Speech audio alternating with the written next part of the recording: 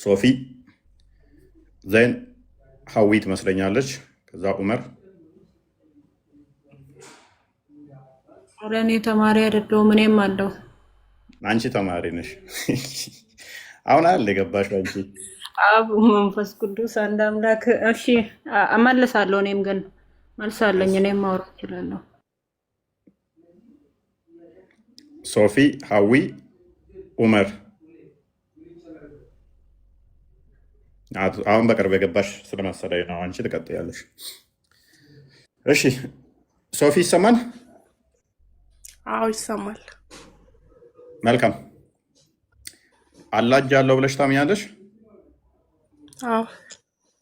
ኦኬ። የማንም አይመስል እጅ አለው። ኦኬ። እጅ የሚለው ቀጥታ ትርጉሙን ነው ወስጂው ወይንስ እጅ የሚለውን ትተረጉሚዋለሽ? ለምሳሌ ወንድሞች ቅድም ነው አላህ እጅ ሲባል የተፈለገበት ኃይልን ለመግለጽ ነው፣ በኃይሉ ፈጠረ ለማለት እንጂ እጅ የለውም ብለው እንዳሉት ቀጥታ ነው ሙስሊም። ኦኬ። ስለዚህ የቀጥታ እጅ የሚለውን ትርጉም ትወስጃለሽ ማለት ነው። እጅ ማለት ምን ማለት ነው? እጅ ማለት እጅ ነው። እጅ ማለት ስልህ እንደኔ እንዳንተ አይደለም፣ ከፍጡር ጋር አይመሳሰልም። ሳታመሳሲው ቀጥታ እኔ አሁን እጅ የሚለውን ትርጉም አውቀዋለሁ። ቀጥታ የእጅን ትርጉም ነው የምትለው ካልሽ እጅ ምንድን ነው?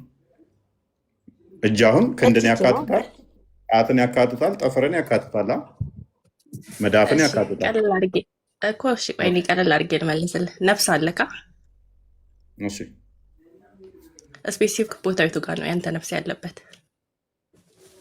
ምን ነፍስን ካላ ጋር ምሳሌ ልትሰጪ ነው? ሱራ 1674 ላይ ምሳሌ እኮ ስፔሲፊክ ቦታው አንተ የቱ ጋር ነው ያለው ንገረኝ። እኔ እኮ አላህ እጅ የቱ ጋር ነው ያለው ብዬ ጠየኩሽ። ከአንተ ከቦዲየች ምንህን ይመስላል ነፍስክ? እኔ እኮ እጁ ምን ይመስላል ብዬም አልጠየኩሽም። አይደለም እጅ አለው? አዎ አለው። ተገልጿል? አልተገለጸም ነው። አንተ አሁን ምኑን ነው ማወቅ የፈለጉ? ነፍስ አለክ? አለክ? ምን አይነት ነው አታውቅም። ኦኬ። ስለዚህ ያለ እጅ አይታወቅም? ምን አይታወቅም? ምኑ አይታወቅም? ምንድን ነው ኤግዛምፕሉን ያመጣሽው? ለአላህ ኤግዛምፕል ልትሰጪ አይደለም? አንተ ነፍስ እንዳለ አታውቅም? ታውቃለህ? አውቃለሁኝ። የቱ ጋር ማለት ግን የቱ ጋር ነው ያለው? አይደለም ነፍሴ የቱ ጋር ነው ያለው? ቦታ የቱ ጋር ነው ብያለሁ። እሺ ምን ይመስላል ነፍስ? ከለሩ ምናምን ምን አይነት ነው? አቋሙ ምንድን ነው? ምን ይመስላል? ኦኬ። ስለዚህ ነፍስ መንፈስ ነች፣ የምትታይ አይደለችም። የአላህም እጁ መንፈስ ነው አይደለም? ምን ይመስላል? በቃ አንተ ውስጥ እስካለ ድረስ ምን ይመስላል? እሺ በምን አወቅህ መንፈስ መሆኑን? ኦኬ። ማይታይ ስለሆነ ከእግዚአብሔር የተቀበልነው። ስለዚህ እኛም አለኝ ስላለ አለህ እንላለን፣ አለው እንላለን። ግን ምን አይነት ነው አልተገለጸልንም፣ አላየንም። ምን አይነት ነው ብዬ አልጠየኩሽም። እሺ አልጠየኩሽም እየሆነ የመልሽ ያለሽው። እሺ አንደኛ ነፍስ የምትታይ አይደለችም፣ ረቂቅ ነች። 3 ግብረ ባህሪያተ ነፍስ አሉ። 4ቱ ስጋ ባህሪያትና 3ቱ ባህሪያተ ነፍስ፣ የ7ቱ ድምር ውጤት ነን እኛ ሰዎች ስንባል። እነኚህ 3ቱ ደግሞ የነፍስ ባህሪያት የሚታዩ አይደሉም፣ ረቂቅ ናቸው። ኦኬ። አላህ ግን እጁ መንፈስ ነው ወይ? ኤግዛምፕሉን ስለተጠቀምሽ ስለተመቸኝ እንደ ነፍሴ የአላህም እጅ መንፈስ ነው። ለምሳሌ ነፍስ በእንስሳትም በደም ውስጥ አለች። ስለዚህ ነፍስ በደም ውስጥ ስላለች እንደዛው ነፍስ በደም ውስጥ እንዳለችው የአላህ እጁ በደም ውስጥ ነው ያለው። ከነፍስ ጋር ስላመሳሰልሽ እጁ ከደም ውስጥ ነው ያለው። አይደለም ልመለስልህ። እጁ በደም ውስጥ ነው ያለው ማለት አለ አይደል? አንተ አሁን እጅህ ላይ ኦልሞስት እንትኖችህ ይሄዳሉ፣ ደሙ ይዘዋወርበታል። ይሄ የፍጡር ባህሪ ነው። ፍጡሩን አልመስልም ማለት እጁ በደም ውስጥ ይሄዳል ማለት አይደለም ማለት ነው። ቀጥተኛ መልስ ነው። ትከሻ አለ ወይ ካልከኝ ትከሻ፣ እኔ እጅ አለኝ፣ እጄ ትከሻ አለው። ይሄ የፍጡር ነው። ፍጡሩን አልመስልም ብሏል። ስለዚህ አለው ትከሻ ብዬ አልመልስልህም። አሁን ምን ነው ማወቅ የፈለግከው? እጅም የፍጡር ነው ሶፊዬ። ትከሻ የፍጡር እንደሆነ ሁሉ የሰውን አይመስልም። አሁን ለምሳሌ ቆይ እጅ አለኝ፣ ቆይ ስማ፣ ቆይ ትከሻ ከሆነ የፍጡር ነው አልቀበልም አልሽ። እጅ ሲሆን ግን እቀበላለሁ አልሽ። እጅም እኮ የፍጡር ባህሪ አይደለም። እሺ በእጆቼ ፈጠርኩ አለ። በእጆቼ ፈጠርኩ ማለት እየገለጸ ሊሆን ይችላል። እጅ ግን የፍጥር ነው ማለት አይደለም፣ ወይም ይመሳሰላል ማለት አይደለም። ሶ ግን ይህን ያህል አሁን አሳስቦ ከአንተ እጅ አለ የለው የሚለው ነገር ምንድን ነው ነው ጥያቄ የሆነብኝ። ቀላል። ስንት እጅ ነው ያለው? አልተገለጸም። እሺ አይታወቅም። አልተነገረንም። ምን ብሏል ነው ያልሽው ነበረ? አንድ እጅ ሊሆን ይችላል እንዴ? አልተነገረን። በቃ አላቅም። እኔ አሁን ለምሳሌ እፎይ አባቱ ስም ማን ነው ቢሉኝ አላቅም ነው ምልክ ስለማላቅ ያለቀው የማለቀው ምን ብዬ ልመልስ? እሺ እጆቹ ጣቶች አሉት የሉትም? አልተገለጸም። እሺ አንተ እኮ ዞሮ ከሰው ጋር ለማመሳሰል ነው። ከማን ጋር ከኢየሱስ ጋር አይደለ? ዘማት ላይ ሁለት እጆች አሉት አላህ ሱብሃነሁ ወተዓላ። ቆይ ስማኝ አንዴ። ግዴታ አይደለም። ግዴታ አንተ የምታመልከውን ኢየሱስ መምሰል አለበት ነው። እኔ ማመልከውን ኢየሱስንማ ቢመስል በምን እድልሽ? በስጋ የተገለጠውን ቢመስል በምን እድልሽ? ተጀምሮ ያላለቀ ጣዖት ነው እኮ ይመስል። እግር አለው እጅ አለው ጭንቅላት ይኑሮ አይኑሮ ማታቂውን ነው የምታመልኪው። ጭንቅላት የሌለው እኔ እንኳን የምታይ ሁለት እጅ ያለኝ አካል ቆይ። ስለዚህ እጅ አለው ስንት እጅ እንዳለው ግን አታቂም አይደለ? ቆይ ለምሳሌ እሺ ልንገርህ። እኔ አሁን ረዥም ነኝ አልኩካ። ስለዚህ ሶፊያ ረዥም ነው ቁመቷ ትላለክ። ሶፊያ ወፍራም ናት ቀጭን ናት ቢሉክ አልነገረችኝም ነው የምትለው እንጂ ምን አይነት ነኝ ትነግረኛለክ? ወይ ደግሞ የሆነ ጭራ ከሰው ወጣ ፍጥረት አለኝ ነው። መልካም እጅ ነግሯቸዋል። መልስልኝ። አይደለም መልስልኝ። ለምሳሌ አይደለም ቁመቴ ረዥም ነው ብያለሁ። ሰማኝ፣ ቁመቴ ረዥም ነው ብያለሁ። ከዛ ሌላ ነገር ግን አልገለጽኩልህም። ስለዚህ አሁን እኔ ምንድን የምመስል ሰው አልመስልም? ምን አይነት ነገር ነኝ? ወይ እሺ ስለኔ ያስረዳ ብልህ ምን አይነት ናት ትላለህ? አላቅም፣ አልነገረችኝም። ስለዚህ ያልተገለጠ አካል ነው የምታመልከው። ምንም ይሄ እንዴ ግዴታ አይደለም። ግዴታ እኮ ማለት ነው አንተ እንደምታያቸው ወይ ደግሞ ሶስቱ ስላሴ ተብሎ ወረቀት ላይ እንደተሳሉት ሰው መምሰል የለብን። አይ ጭንቅላት የሌለውን እንዴት ብለን እንስለዋለን? እናንተ እጁ ይገጣጠም ይለያይ እኮ አልተታወቀም እኮ። ጭንቅላት የሌለውን አካል ለመሳል ራሱ ብንስለው ህጻናት ይፈራሉ። ያንን ስዕል አይተው ናይትሜር ይዛቸዋል። አይደለም አንዴ ሚዩት አታርገኝ። አሁን ቆይ ተረጋጊ። ስለዚህ እጅ አለው ስንት እጅ እንደሆነ አልተገለጠም። እየካድሽ እንደሆነ ስለማቅ ስለተግባባን ኤኒዌይስ ገልጸዋል። ሁለት እጅ ያለው ተገልጸዋል። አልተገለጠም ብላለች። ችግር የለውም ተስማምቼላታለሁ። ትካድ እንደዚህ አቂዳቸውን ያለው ጣት አለ ወይ ያለኝ እኮ እፎይ ጠየቀኝ። እጁን ሳይሆን ጣት አለ ወይ ብሎ ነው የጠየቀው። ጣትም ጠይቄሻለሁ፣ ስንት እጅ ያለው ብዬም ጠይቄሻለሁ። አልተገለጠም። እሺ ሁለት ኦኬ ሁለት ግራና ቀኝ ነው ወይንስ በአንድ በኩል ብቻ ነው እጁ? ቆይ አይደለም ግራና ቀኝ ነው ብዬ ሰውን አመሳስልልህ ምን የፈለግከው? እሺ ከዛ እጁ ጋር የቱ ጋር የተገጠሙ ልትለኝ ነው? ንገሪኝ። ግራና ቀኝ ነው ወይንስ በአንድ በኩል ብቻ? ቀኝ ነው። ግራ የለውም? የለውም። እሺ አስተክፊሩላ የለውም። እርግጠኛ ነሽ? ግራ አለው የሚሉ ካሉ ስህተተኛ ናቸው ማለት ነው። አይደለም። አሁን ፖይንቱ ምንድን ነው ነው? አንተ እጁን የፈለክበት ፖይንት ምንድን ነው? ግራና ቀኝ እጅ ነው ያለው ወይንስ ሁለቱም እጆቹ ቀኝ ብቻ ናቸው? ቀኝ ብሎ ከፍጡራን ጋር አይመሳሰልም። ያለ ግራና ቀኝ ማለት የሰው እጅ የሰው የአንተና የኔ እጅ ግራና ቀኝ ነው። የፍጥር ግራና ቀኝ ነው። ከፍጥር ጋር እናመሳስለው። አላህ ግራና ቀኝ ነው ያለው ወይንስ ቀኝ ብቻ ነው? ለመጨረሻ ግራና ቀኝ ነው ብዬ አላመሳሰልም። ግራና ቀኝ ነው ብዬ አላመሳሰልም እያለች ነው። አይዳ መቀጠል ትችያለሽ፣ ደጋግመሽ እየገባሽ ስለሆነ። የአንቺስ አላህ ግራና ቀኝ ነው ወይንስ ግራ ብቻ ነው? አይዳ ማይክሽን አንቺ። ቀኝ ተብሎ እንደ ፍጡራን የአላህ ሱብሃነሁ ወተዓላ እንትን አይመሳሰልም። ስለዚህ አንቺ አላህ ደግሞ ግራና ቀኝ ነው? የለም ግራና ቀኝ አይባልም። አቅጣጫ እንዲህ ምናምን ተብሎ አልተሰጠውም። ስለዚህ ግራና ቀኝ እጅ የለውም ማለት ነው። ለምን ሁለት እጆች አሉት? ቀላስ በቃ 4 ነጥብ። ግራና ቀኝ የለውም ማለት ነው። ግራና ቀኝ አይባልም እንደዛ። ቴንክ ዩ። ስለዚህ ግራና ቀኝ ካለው ፍጡር ነው ማለት ነው አይደለ አይዳ? የአላህ ሱብሃነሁ ወተዓላ እጅ ከፍጡራን ጋር አታመሳስል። አንተ አይመሳሰልም። የአላህ ባህሪዎች ናቸው። ግራና ቀኝ ካለው ፍጡር ነው አይደለም ነው ጥያቄ። እንደ ምን ግራና ቀኝ ከፍጡር ጋር አይባልም፣ አቅጣጫ የለም። አይመሳሰልም፣ በቃ ከሰው ጋር አይመሳሰልም አይ ያለች ስለዚህ ግራና ቀኝ ነው ይመሳሰላል ምናምን አልወጣኝም። ሳይሆን አልወጣኝም። ግራና ቀኝ ካለው ፍጡር ነው አይደለም? ይሄ ብቻ ኮንፊርም አድርጉልኝ። አይደለም ፍጡር ነው አይደለም ሳይሆን ግራና ቀኝ ማለት አሁን ለምሳሌ አንተና ግራና ቀኝ እጅ አለ ሰው ነህ ከሰው ጋር አልመሳሰልም ብሏል። ስለዚህ ግራና እኔ ቀኝ እንደ ሰው አመሳስይኝ አለው አለ። አልወጣኝም። አመሳስይኝ አልወጣኝም። እጁ ግራና ቀኝ ከሆነ ፍጡር ነው ማለት ነው አይደለም? አይደለም አምላክ ፈጣሪ ነው፣ ሁሉን የፈጠረ ነው። ግራና ቀኝ ካለው የፍጡር ነው ይመሳሰላል ከፍጡር ጋር ብለሻል እኮ። ይህንን ኮንፊርም አድርጊልን እስኪ። ግራና ቀኝ ካለው ፍጡር ነው በይ እስኪ። እሺ ቆይ ግራና ቀኝ አለው እንበል፣ ከዛ ግን ሰውን እየበላሁ ነው። አይመስልም። እሺ ምንድን ነው? አሀ አሁን ደግሞ አለው ወደሚለው መጣሽ። አለው እንበል ያልኩህ እሱ አሁንም ቦታ ትምጣለሽ። ስለማላውቀው አይ አይደለም። ስማኝ፣ ቀኝ ስለማላውቀው አይደለም። ኖ ስማኝ አንዴ። አይ የምታወሩት እኮ ስለ ፈጣሪ ነው። እንበል የሚባለው ነገር የለም። ከሌለው የለም ነው፣ ካለው አለው ነው። አይደለም ያለው አሁን የተገለጸ ነገር የለውም። ካለ ቤት አንዴ አላስታውሱም ስማኝ ማለት ነው። ግራና ማለት ቀኝ ስማኝ አንዴ አለው የምታወሩት ስለ ፈጣሪ ነው። ስለዚህ አይደለም እንደ ስማኝ ቀልድ አንዴ እንደ የለውም አትቀልዱ። አለው የለውም ብዬ ወይ እርግጠኛ እንዳልሆን ቦታውን የምታወራው ስለማላውቀው፣ ስለዚህ እሺ እሺ አይ ፖይንት አይ ምንድን ነው? እሺ አሁን እፎይ ግራና ቀኝ ቢኖረው ራሱ እንደ ቆይ ሰው ቆይ አይመስልም፣ ቆይ ከሰው ጋር ቆይ ቆይ አይመሳሰልም። ምንድን ነው ፖይንት? ተገለጸም አልተገለጸም ነው። የለም የለም። ዛሬ አምላካቸውን በምን ያህል እየካዱት እንደሆነ በደንብ ይውልን።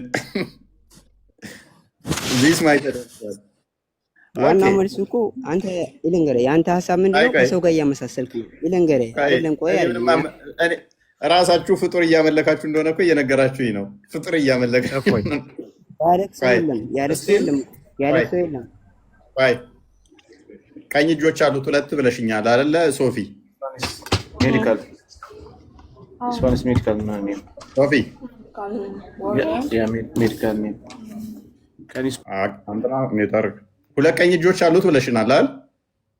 እሺ ብለሻል አይደል?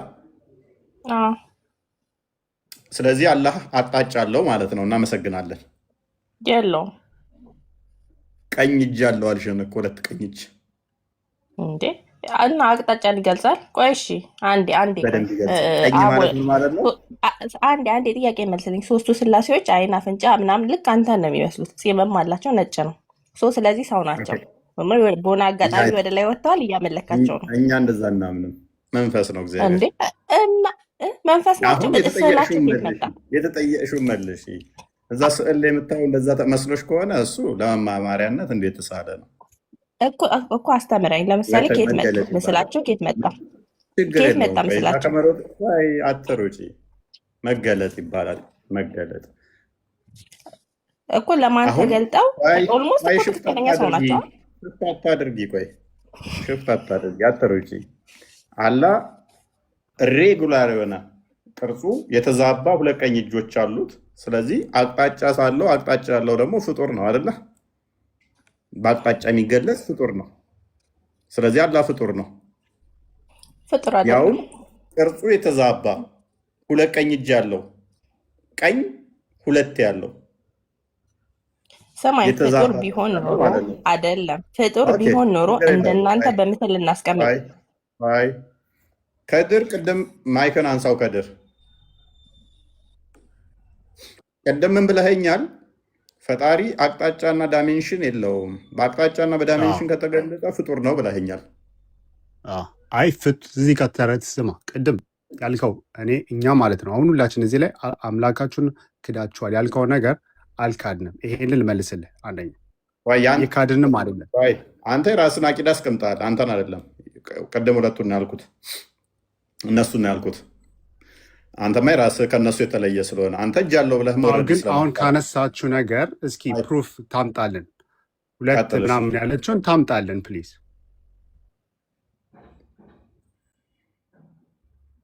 ሁለት እንዳለው ማስረጃ ዝም ብለሽ የአላህን እንትን ማለት አትችይም።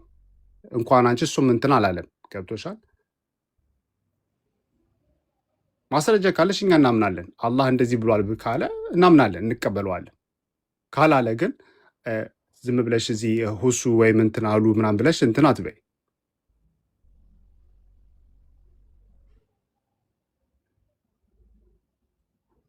ሶፊ አንቺን ነው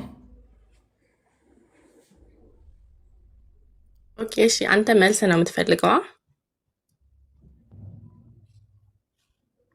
ነው ካነሳሽ አሁን ስለ አላህ ስለ ቁርአን አንተን አይደለም ሲነሳ አንተን ማለት ነው። አይደለም አንተን አይደለም። አንዴ ይቅርታ፣ አንተን እሺ አይደለም ሶፊ፣ እሺ ከድርን ቀጥይ አይደለም። ቀጥይ መልሱን ዝም ብለሽ የተጠየቅሽውን አንተ ፖለቲካውን መልስ ተይና ነው የምትፈልገው መልስ እኮ መልስ ነው ቀጥይ። የምትፈልገው። እኔማ ፍጡር መሆኑን አሳየው። በቃ ጨረስኩ። ደን ፍጡር ነው። እንዴት አድርጋ አሳየህ እኮ እንዴት አድርጋ አሳየህ?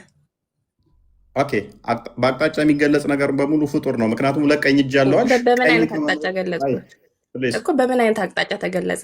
በቀኝ ቀኝ በሚል እጅ ነው የተባለው። ምክንያቱም አቅጣጫ በምን አይነት ቀኝ በሚል እጅማ እጅ ነው። ሁለት እኮ ቀኝ እጅ ያለው ስትይ ቀኙ ዳይሬክሽን ነው፣ እጅ የሚለው አካል ነው። ስለዚህ ቀኝ የሚባለው ነገር ከመፈጠሩ በፊት አላህ እጅ የለውም ነበር ማለት ነው። ስለዚህ የአላህ አካሉ ራሱ የተፈጠረ ነው። አሌስ ቀኝ ግራ ዳይሬክሽንም ማን የፈጠረው? ማንም ይፍጠረው ለምን ፈጣሪ ማንም አላህ የፈጠረው? ፈጠረው ማን ብትይ ራሱ የፈጠረው? ማንም ጎበዝ፣ የፈጠረው አላህ መልስ አይደለም። ማን የፈጠረው ዳይሬክሽንን? እሺ፣ አላህ ፈጠረው ብትይ ራሱ ቀኝን ከፈጠረ በኋላ ነው ሁለት ቀኝ እጅ ያለው ማለት ነው። ምክንያቱም ቀኝ በሌለበት ላይ እጅ እንዴት? ሊኖረው ስለማይችል። አንተ ራስን ፈጥረከዋል። ፖይንቱ አልገባሽም። በደንብ ክሊር ፖይንቱ ላድርግልሽ። ገብቶኛል። በቃ ፈጣሪ አይፈጠርም። ከፈጠረ በኋላ ከተፈጠረ በኋላ የምትለው ነገር አይደለም። አይፈጠርም። ያለ የነበረ ወደፊት የሚኖር ነው። አልተረዳሽውም። ምን ብለሽኛል? ሁለት እሺ ቆይ አንዴ ቀለል ያለ ጥያቄ ልጠይቅ። አንዴ አዳምጪ። አይ ፖይንቱ ስላልገባሽ ነው። ስለገባኝ ነው እንዳልገባሽ። ሁለት ቀኝ እጅ አለው አይደለም። አልሽ። አዳምጪ። ሁለት ቀኝ እጅ አለው አልሽ። ኦኬ ግራ ብዬ ስጠይቅሽ ዳይሬክሽን ነው የለውም ቀኝ እንጂ ብለሽኛል። ማማን ብለሻል አላልሽም? ቀኝ ነው እንጂ ግራ አይደለም ብለሻል አይደለ?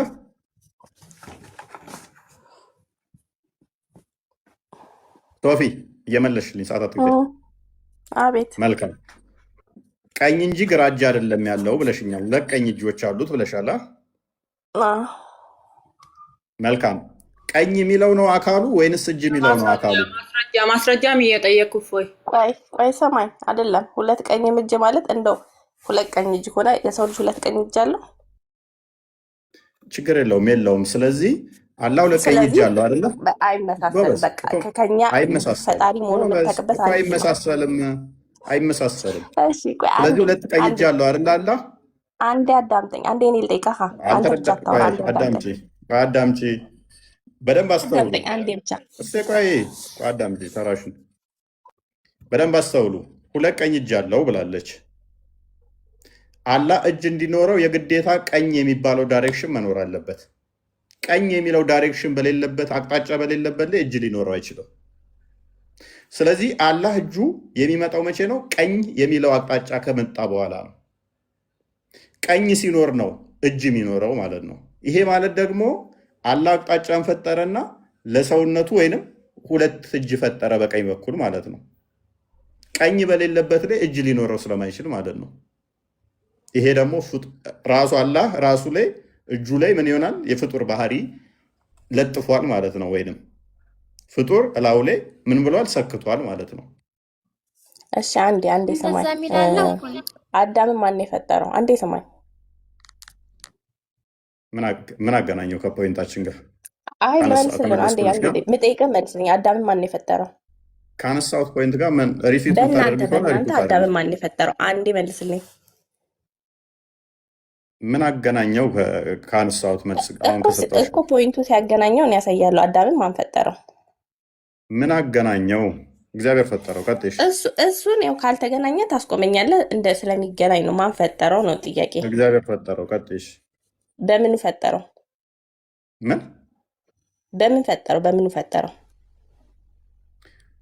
ሁሉ በእርሱ ነው። ከሆነውም አንዳችስ እንኳ ያለ እርሱ አልሆነም። በቃሉ በምኑ ፈጠረ? ሁሉ በእርሱ ሆነ። ሁን በቃ ሁን። አንተ አዳም ሁን ብሎ ነው የፈጠረው ወር በምን ፈጠረው? በቃሉ ፈጠረው። ምክንያቱም ዮሐንስ ወንጌል ምዕራፍ 1 ላይ አዳምጫ ዮሐንስ ወንጌል ምዕራፍ 1 ላይ በመጀመሪያ ቃል ነበር፣ ቃልም በእግዚአብሔር ዘንድ ነበረ፣ ቃልም እግዚአብሔር ነበር፣ ሁሉ በእርሱ ሆነ፣ ከሆነውም አንዳችስ እንኳ ያለ እርሱ አልሆነም ይላል። ስለዚህ ሁሉ ነገር የሆነው በቃሉ ነው። አንዳች ኢየሱስ እንኳ ያለሱ አልሆነም ይላል። እሺ አንዴ አዳም የሚባል ሰው ተፈጠር ተብሎ ነው የተፈጠረው? ከአፈር ነው የተፈጠረው ተፈጠረ። በቃ አሁን ምንድን ነው እኮ። በምን ጥያቄሽ? ተፈጠረ? በምን ፈጠረው? አሃ በምን ፈጠረው? በእጁ እሺ ነው የፈጠረው ወይ ሁን ብሎ በቃሉ ነው የፈጠረው? በምንድን ነው የፈጠረው? በቃሉ አልኩሽ እኮ ያ ቃሉ አካላዊ ነው የሚፈጠር ነው። ለዚህ ነው በቃሉ ሁን ዕብራውያን ሲለው ምዕራፍ አንድ ላይ ተፈጠረ የሚል አለ መጽሐፍ ቅዱስ ላይ አለ ዕብራውያን እንደዛ አሁን እኮ እኮ። ነገርኩሽ እኮ መጽሐፍ ቅዱስ ላይ አለ አዳም አሳይኝ በቃሉ እንዴ ተፈጠር ፕሊዝ። ብዬው ተፈጠረ የሚል አለ አሰማም ልጅቷ ማለት ነው። አለ መልስ። ሁሉ በእርሱ ሆነ ከሆነውም አንዳች እንኳ ለእርሱ አልሆነም፣ ሁሉ በቃሉ ተፈጠረ እያልኩሽ ሁሉ በቃል ሆነ ከሆነውም እንኳን አንዳች እንኳን ያለ እርሱ የሆነ የለም። አሁን ከአላህ ፍጡር ከመሆን ጋር ምን አገናኘው? ጥያቄው በደንብ አስተውሉ። እፎይ አንድ አል መልስ አንዴ ቆይ ቆይ ቆይ አብዱ አንዴ አብዱ ሰማይ ጥያቄን ስማኝ። ቆይ አንዴ በደንብ አዳምጪ ተረዳኝ። አንዴ አዳምጪ በደንብ አዳምጪ ተረጋጊ። ቆይ አላህ ቀይ አይደለም ለማስቀየስ ነው ጥያቄ ሀሳቤ። ታዲያ ስላልገባ ምን ሆነ ነው? የምትመልሰው ሌላ ፕሊዝ ነገር ነው። አይደለም ፕሊዝ ጥያቄ ፕሊዝ በደንብ ገብቶኛል። ይህን ፕሊዝ ሰምተህ መልስልኝ። ተረጋጊ ተረጋጊ። ቆይ አዳምጪ።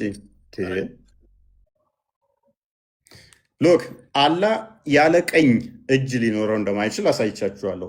ቀኝ ደግሞ ፍጡር እንደሆነ አቅጣጫ ፍጡር ከሆነ ያ ፍጡር በሌለበት ደግሞ እጁ እንደማይኖር ተማመነ። ስለዚህ አላህ ወይንም እጁ ፍጡር ይሆናል ማለት ነው። እጅ የሚለው አካሉ የአላህ ፍጡር ይሆናል። ወይንም ደግሞ ቀኙ ዳይሬክሽን በራሱ ፍጡር ያልሆነ ይሆንና ቀኝ የሚባል አቅጣጫ ራሱ ፈጣሪ ያለ ማለት ነው። ከድር ቅድም ምን ብሎናል? ዳይሬክሽን እና ዳይሜንሽን ለፈጣሪ ከተሰጠረ የፍጡር ባህሪን ያመጣል ብሏል። ከድር ትስማማለህ? የሚመስለው ምንም ነገር የለም ብያለሁ። ደግሞ አንዴ እሺ ኢየሱስ ፈጣሪ ነው ፍጡር ነው? ኢየሱስ ዳይሬክሽኑን ትቀበላለህ? አሁን የበናት አይ ሁኔታ በትንሽ ጤነኛ አይደለሽም። ሚዩት አደርጋለሁ። አንዴ እፎይ አንዴ ብቻ አንዴ ሶፊ ኦኬ ዳይሬክሽንን ትቀበላለህ አንተ? አሁን እሷ ባለችው አላህ ሁለት ቀኝ እጅ አለው ብላለች። ቀኝ የሚለው ፍጡር ነው አይደለ? አቅጣጫ ነው ራይት? እየሰማሁህ ነው። ጨርስና አቅጣጫ ነው መልስ። አይደለ? ቀኝ የሚለው አቅጣጫ ነው አይደለ? ቀኝ ማለት እፎይ አቅጣጫ ይሆናል? እስኪ ንገረኝ አንተ። ምንድን ነው እሱ? እሺ ሁለት ቀኝ እጆች አሉ ሲባል ምን ማለት ነው? እኔ አለው አላልኩም። እጆች አሉት አላልኩም። አካል አለው አላልኩም። ግን ቀኝ አሉ ሲባል ለሚሉ ግራ ዳይሬክሽን የለውም። ይገልጻል ወይ ነው ግራ ሳይሆን ቀኝ እጅ ነው ያለው የሚሉት ምን እያሉ ነው? እኮ አሁን እያልኩ ያለሁት አንተ ባመጣኸው ቀኝ ይሁን ግራ ይሁን ዳይሬክሽን ይገልጻል ወይ ነው ምልክት። በደንብ ቀኝ ከገለጸ እስኪ ዲስክራይብ አድርግልን። ግራና ቀኝ ዳይሬክሽንን አይገልጽም። አሁን ለምሳሌ ዳይሬክሽን ሲባል ምክንያቱም ለምን መሰለህ ይህንን ያልኩት ግራ የለውም ቀኝ ነው። ዛት እንዳለው ተማምነናል። አቅጣጫ ነው አይሚን አካል አለው አይደለ? እነሱ በሚያምኑት ያ አካል ደግሞ በቂያማ ቀን የሚታይ ነው። ያ የሚታየው ደግሞ ሁለት እጅ ነው። ያ ሁለቱ እጅ ደግሞ በቀኝ በኩል ነው። አቅጣጫ አይገልጽም ብለህ ነው የምታምነው ይሄንን? ምክንያቱም የሚታይ አካል አለው። ያ አካሉም ደግሞ በቀኝ በኩል ነው። እሺ ልመልስልህ። ምክንያቱም ከዛም አንድ እንዳትተረጉመው ነገር ማለት እፈልጋለሁ። ችግር የለውም እንዳትተረጉመው በደንብ አስተውል። ማሰሪያውን የሚታይ አይ ልነግርህ ነው ሁለት እጆች መሰለህ። ሁለት አንድ ሚሉትን እንዳዘነጋ እዚህ ላይ የሚታዩ ናቸው። እነኛም ደግሞ በቀኝ በኩል ብቻ ናቸው፣ በግራ የለም ተብለሃል። ቀጥል። እሺ አንዴ ከርዕሱ ልውጣና ሶፊ ማለት ነው እዚህ ጋር የነበረችው ብታስገባ ጥሩ ነው። ምክንያቱም አንዴ ሪስፔክት አድርግ። አንተ ሴት ልጅ ነች፣ ሪስፔክት አድርገህ እያወራት ነው። እሷ ደግሞ ታዳምጥህ። አንቺ ለማውራት ከፈለግሽ እዚህ ጋር አዳምጭና፣ ምክንያቱም ያስወጣሽል የእሱ ቤት ነው። አንድ ነገር እሱ እያወራ በላይ እንትን የእሱ ባህሪ ተረጅና እንትን በይ እና ሶፊ ብትመልሳት ጥሩ ነው። ምክንያቱም የጀመረችውን ነገር እንትን ደጋግማ ያሰረብሽ እኮ እያያት እኮ ነው። ደጋግማ እየረበሽ እዚህ ሙስሊሞች ማለት ነው ለማውራት ከፈለጋችሁ ሪስፔክት አድርጋችሁ በላይ አታውሩ እና ሪስፔክት አድርጉ። እሱም ሪስፔክት እያደረጋችሁ ነው። ግን የምትሳደብ ከሆነ ሴት ልጆች ናቸው እንትን አትበላቸው ፕሊዝ። እና አንተ የጠየቀኝ ጥያቄ ለእኔ ብቻ ሳይሆን እኔ አንተ የጠየቀውን ጥያቄ እኔ መጠየቅ እፈልጋለሁ ሙስሊሞች። ምክንያቱም እኛ ሁሉም አዋቂዎች አይደለም ሙስሊሞች ብንሆንም ማለት ነው። እና መጠየቅ ያለባችሁ እራሳችሁን ጠይቁ። ስለ አንድ ኡስታዝ እንደዚህ ስላለ ምናምን አይደለም፣ እራሳችሁ ጠይቁ። ምክንያቱም ቲክቶክ ላይ አሁን ባለፈው ከሁሱ ጋር ነበር ውይይቱ ክርክር ነበር እና እኔ አስደነገጠኝ ሁሱ ባለው ማለት ነው። እኔ እንደዚህ እኔ በተማርኩት አስቤው አላውቅም። ቁርአን ላይም እንደዛ አይልም። እና ሁለት እጆች አሉ ስትይ ደግሞ አምጪ አሳይኝ። እኔ አሁን ክርስቲያን እሱ ሆኜ ሁለት ምናምን አይደለም። እጆችን ሰምተው ከሆነ እሱ ሁለት እጆችን በግራና በቀኝ በኩል አጠገብ ናቸው ያሉት አጠገብ ብሎ ነው ያለችው ያለው። ራሱ ሁለት እጅ አለው እያለች ነበር። እስቲ እሷ ትመልስልኝ። አበባ የለበሰችው ግን እፎይ እዚህ ላይ አንተ ጠይቀኸኛል፣ መልሻለሁ። እኔ ጥያቄ አለኝ። መጨረሻ እንዳታስወድድ ሳልጠይቅ ጥያቄ ጠይቃለሁ። እሺ ችግር የለም። ኦኬ ኡመርና አብዱራህማን አብደላ አህመድ እድለቢሶ አይዳ እፎይ አንዴ ኦኬ ቅድም ዋና ሶፊ ተራውን እስከሰጠኝ እየጠበቅኩ ነበረ። ቅድም ሶፊ ያነሳችው አንድ ጥያቄ ነበረ። እሺ ለምሳሌ እናንተ ሶስቱ ስላሴ ብላችሁ እንትን በምስል ላይ ያሉት ነገራቶች ምንድናቸው ብለህ ነበረ። ያ እኛ ቅድም ምን ብያለሁ? እሱ ስመልስ መገለጥ ይባላል። በመጽሐፍ ቅዱስ ላይ እግዚአብሔር በመገለጥ ነቢያቶች ጋር የተገለጡትን ለመማማሪያ የተቀመጠ እንጂ እግዚአብሔር እንደዚህ ነው እንደዚህ አይን እጅ እግር ኖሮት እንደዚህ ሶስት ቁጭ ቁጭ ያሉ ተነጣጥለው ብለን አናምንም። እግዚአብሔር ማንንም ይመስል አይደለም፣ ማንንም አይመስልም። ደግሞም እንደዚህ በፓርቲሽን ተከፋፍሎ ከዛም ደግሞ ሶስት ሰዎች እንዲህ ቁጭ ቁጭ ያሉ ናቸው ብለን አናምንም። ሲጀመር እዚህ ጋር ደግሞ እግዚአብሔር ማንም ያየው እንኳን ምስል ስል ቀርቶ እንኳን እንደዚህ ስዕል ስለ እግዚአብሔር ይሄ ነው ልትል ቀርቶ ማንም ያየው የለም። ዮሐንስ ወንጌል ምዕራፍ 1 ቁጥር 18 እንደሚናገረው እግዚአብሔር አንድ ሰው እንኳን ያየው የለም ይላል። ጢሞቴዎስ ምዕራፍ 1 ቁጥር 1 ምዕራፍ 1 አንደኛ ጢሞቴዎስ ምዕራፍ 1 ቁጥር 17 ደግሞ እግዚአብሔርን አንድስ እንኳን ያየው የለም ሊያየውም አይቻልም ይላል። ስለዚህ ማንም ያየው የለም ሊታይም አይችልም።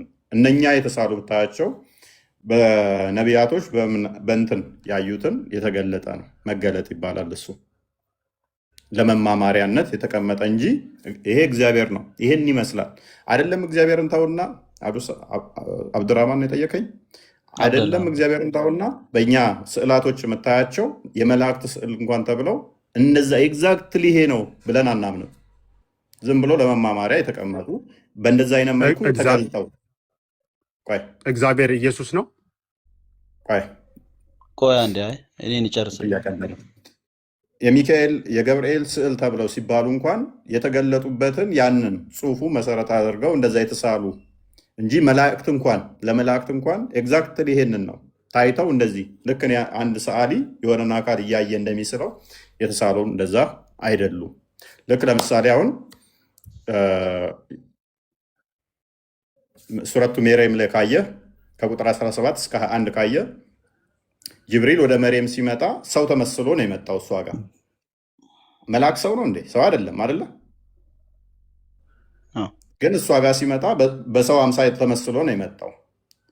ልጅ ልሰጥሽ መጣው ሲል ወንድ ሳላውቅ ምናምን ብላ ትተለዋለች። ግን ሲመጣ ወደ እሷ እንደ ሰው ተመስሎባት ነው። ደጋግሞ መሐመድ ጋም በሰው በዲያል ከልቢም እየተመሰለ ይመጣ ነበር እሱ መሰል ብሎ። ያ ማለት ግን ጅብሪል ያንን ይመስላል ማለት አይደለም። ስለዚህ ምንድነው እኛ መጽሐፍ ቅዱስ ላይ በተገለጸው ለመማማሪያነት የተሳሉ ናቸው። እግዚአብሔር ደግሞ መንፈስ ነው ብለን ነው የምናምነው። መንፈስ ነው፣ በሁሉ የሞላ ነው። በስፔስ እና ፕሌስ የሚያካብበው የሚያዋስነው አይደለም። መንፈስ ነው፣ ሊታይ አይችልም፣ አይታይም። ስለዚህ ከዚህ እስከዚህ እንደዚህ እንደዚህ ተብሎ የሚገለጽም አይደለም። አሁን ወደ እናንተ ጋር ስንመጣ ግን ቆይ አንዴ እኔ ጨርስና ከድር እለቅልሃለሁ፣ ጨርስልኝ። ይቅርታ አብደላ ይቅርታ። ከድር አንተ ጋር እመጣለሁኝ። ቆይ ክርስቶስ ጋር ነው የአንተ ጥያቄ። ክርስቶስን እሺ ልልን ካለ እና ልለፍ። ኢየሱስ እግዚአብሔር ነው ወይ? አዎ እግዚአብሔር ነው፣ በስጋ የተገለጠ። አይቶ በቃ የኔን ተውና ወደ አብደላ። ይቅርታ እኔ በማከል በመግባቴ ይቅርታ አብደላ።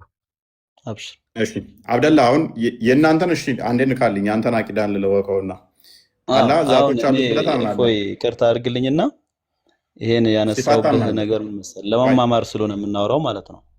ያ ይሄን ያነሳው ብለን መሰለህ እኛ ጋር አሁን ቆይ አንዴ እኔ ሰማሁ እስካሁን አንዴ ብቻ እስከዛን ጠይቅ፣ ችግር የለውም የቻልኩት እኔ ያው እንትን የለኝም፣ ግን ያው ግልጽ ስለማድረግ ነው ማውራ፣ ያው እውቀት መማማር ስለሆነ ነው ይሄን ያነሳሁት። እና ቅድም ጀምሬ ስለተከታተልኩ ነው እቺን ያነሳሁት። እና አሁን ይሄን ለምን ጠየቅኩ መሰለ፣ እኛ ጋር አሁን ስለ እጅ ምናምን እያወራችሁ ነበረ ከሶፊ ጋር ረጅም ሳስተዋሉ ስለሰማው ነው። እና እኛም ጋር አሁን እናንተ አሁን በገለጽክልኝ መንገድ አሁን ሶስቱን እንትን ወይም የመላእክቶችን ስዕል ሁኔታቸውን በገለጽክልኝ ልክ አላህም ጋር አላህ ለኛ በሚገባን መልኩ ገልጾት ነው እንጂ እንደዛ ነው። በቃ ያ ማለት እኔ በእጅ ገልጾት ከሆነ ራሱን ለምሳሌ እኔ በእጅ በፈጠርኩት ነገር ብሎ እንትን ብሎ ከሆነ በእኔ አይነት እጅ ነው አይደለም፣ ጣት እንዴት ነው ምናምን አይደለም፣ ለኔ በሚገባኝ ወይ ነው እንደገለጽ አድርጌ እንትን ብሎ ለምን አላህን የሚመስል ምንም አይነት ነገር ለይሰ ከሚስሊ ሸይء ወሁወ ሰሚዑል በሲር የሚል ቁርአን እንዳለ ስለማቅ እሱን መሳይ ምንም ነገር የለም። እሱ ሰሚም ተመልካች ነው።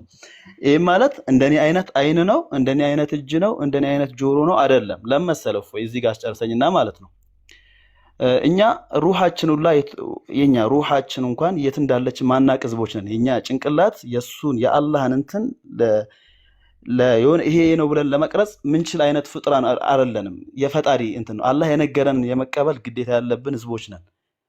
መخلوቅ ስለዚህ ሜቢ አብዱላ አላህ ይሄ ነው የነገረን ነው እንጂ እንትን ምንለው ያልነገረን ይሄ እንደዚህ ነው ብለን ልንስለው ምንችለው አይነት ፈጣሪ አይደለም። እኛ ፈጣሪ ማለት ለምን እሱን መሳይ ምንም አይነት የለም ብለን እንትን ምናምን ሰዎች ነን። እና የተነገረን ከማመኖች ይሄ ነው ብለን መመሰልም አንችልም። በቃ የተነገረንን ነው ልንይዝ ምንችለው ነው ዋናው ፖይንትን እንዳገኘው ሰው ከተነገሩት ውስጥ እነኛውን እጅ አለው ምናምን የሚሉትን ታጸድቃለህ ወይንስ ነው እነሱ ይተረጎማሉ ነው የምትለው? ሁሉን ማጸድቃለሁ፣ ግን ማጸድቀው በነገረኝ ልክ ነው። ያልነገረኝን ይሄ ሊሆን ይችላል ብዬ አልገምትም። ኦኬ፣ ስለዚህ አላህ እጅ አለው እግር አለው ብለህ ግን ታጸድቃለህ ተናግሮ ከሆነ አዎ። ግን እንደኔ አይነት እጅ ነው እግር ነው አልልህም። የነገረኝን ነው ላደርግ የምችለው። ምክንያቱም አላህ እንደኔ አይነት የማንንም አይመስል እሺ፣ ፍጡር አይደለም ፈጣሪ ነው። አለው ብለህ ታምናለህ? የነገረኝ ከሆነ አዎ። ግን የኔ እንደኔ አይነት እጅ ነው አልልህም። ለምሳሌ የሰውም የእንስሳም እጅ አለው ልትል ትችላለህ። ግን የእንስሳ እጅ እንደ ሰው እጅ ነው አልልህም። የፈጣሪና የፍጡር በዛው ልክ ነው እንትኑ። ምክንያቱም አላህን መሳይ ምንም አይነት ነገር የለም። አላህ እጅ አለው ካለኝ ለምሳሌ ፊቴን ሳይችል ልምጣ ብለህ እኮ ለቅሶ ቤት ስትሄድ ፊቴን ዘርግታ አትሰጣቸው። የሆነ የምትግባባበት እንትን ነው። አላህ በእጅ ለፈጠርኩት ነገር ካለኝ ይሄ ማለት በእጁ አብኩቶ ነው ወይ ምናምን ልትለኝ አትችልም። አንተም ሊጋን በሚችለው ወይ ነው እሱ ሳይሆን ጥያቄ ሊትራሊ ግን እጅ አለው የማንንም የማይመስል ብለህ ታምናለህ? ከነገረኝ በቁርአን ውስጥ የነገረኝ ከሆነ አዎ። ምክንያቱም የጀነት ማለቢ ማምን ፍጡር ስለሆንኩኝ ማለት ነው። አብደላ ምንድነው ሰውን እያደረክብን ያለው? እርግጠኛ አይደለህም። አምላክን አለው የለው የምታመልከውን እርግጠኛው ነህ እየነገርከን ያለው ነው። ያኔ የነገረኝ በሙሉ እርግጠኛው የምቀበል ሙእሚን ነኝ። እሺ ምን አለው ብለህ ነው የምታምነው? ምን አለው ብሎ ተናግሯል ቁርአን ላይ። አሁን እኮ አንተን እየነገርከኝ እኮ አይደለማ። አንተ እኮ ነው እዚህ ጋር ተረዳኝ። እኔንም ቁርአን ላይ ምን አለኝ ብሎ ተናግሯል። አብደላ አንተ እኔን ስጠይቀኝ እኮ እኛ እንዲህ ነው ምናምነው ብዬ ነገርኩህ አይደል? ያንተን ደግሞ በዛት ጉዳይ ላይ አላህ አለው የለውም ብለህ አንተ ነው የምንነግረኝ። ከዛ ያንተንማ ይኸውልህ እኔም እኮ ነገርኩህ። አላህ በእጅ የፈጠርኩት ነገር ካለኝ እጅ እንዳለው ነግሮኝ ከሆነ አዎ እጅ አለው ብዬ አምናለሁ። ግን የኔን አይነት እጅ ነው የእንትን አይነት ጣት ያለው ነው እንዴ ጣት አለው ጥፍሩ እያደገ ልቆርጠው ነው ብዬ የፍጡር አላረግብህም። የፍጡር ካልቆረጠው ኑቅሳን ነው ጉድለት አለበት። ምክንያቱም ቆሻሻ ይዛል። እንደዛ ብዬ አላመሳስልም። ከፍጡር ካመሳሰልኩት አሳንሰዋለሁ ፈጣሪነቱ። ኦኬ አሁን እንጃ ከድር አግኝተዋል ፖይንቱን በደም ያብደላል። አንድ ጥያቄ አለኝ። እሱን ተሆና እሱ 10 የደጋገመው እኮ ሱረቱል እንትን ተነገረ። ማንም አላህን የሚመስል የለም። አላህ ራሱ ተናግሯል ሱረቱል አሽራ ላይ። አንተም ታውቀዋለህ፣ ደጋግመህ ሱራዎችን ታነሳቸዋለህ። እኔ አሁን ጥያቄ ወደ ክርስቶስ ስንመጣ ክርስቶስና እግዚአብሔር አንድ ናቸው? ክርስቶስ ራሱ እግዚአብሔር ነው፣ በስጋ የተገለጠ እግዚአብሔር ነው። ሁሉም ነገር ያውቃል። ኢየሱስ ሁሉም ነገር ያውቃል። እውቀት ምንድን ነው እሱ? አሁን እግዚአብሔር ሁሉን ነገር ያውቃል ይላል። ቅርታ ለወጣ ስለሆነ የአሁኑ ነገር ተግባባን ከሆነ ወይ ሌላም ታስረዳኝ ነገር ካለ ካልሆነ ግን ቸኩልኩበት ጉዳይ አለ። አንተ እኮ አብደላ እንትን አደረክብና ምን አደረክብን መሰለ? ግልጽ ልታደርግልን አልቻልክም እኮ። ያላ ዛት እንዳለው ታምናለህ አይደለ? ኖ አንድ እዚህ ጋር ምን መሰለ፣ እኔ ሙስሊም ብቻም ሳይሆን ሙእሚንም ጭምር ነኝ። ባላየሁትም ነገር አላህ በነገረኝ ነገር የማምን አማኝ ነኝ። እያንዳንዱን ነገር ዲቴል ልየው ብዬ እንትን ምላ አይደለሁም።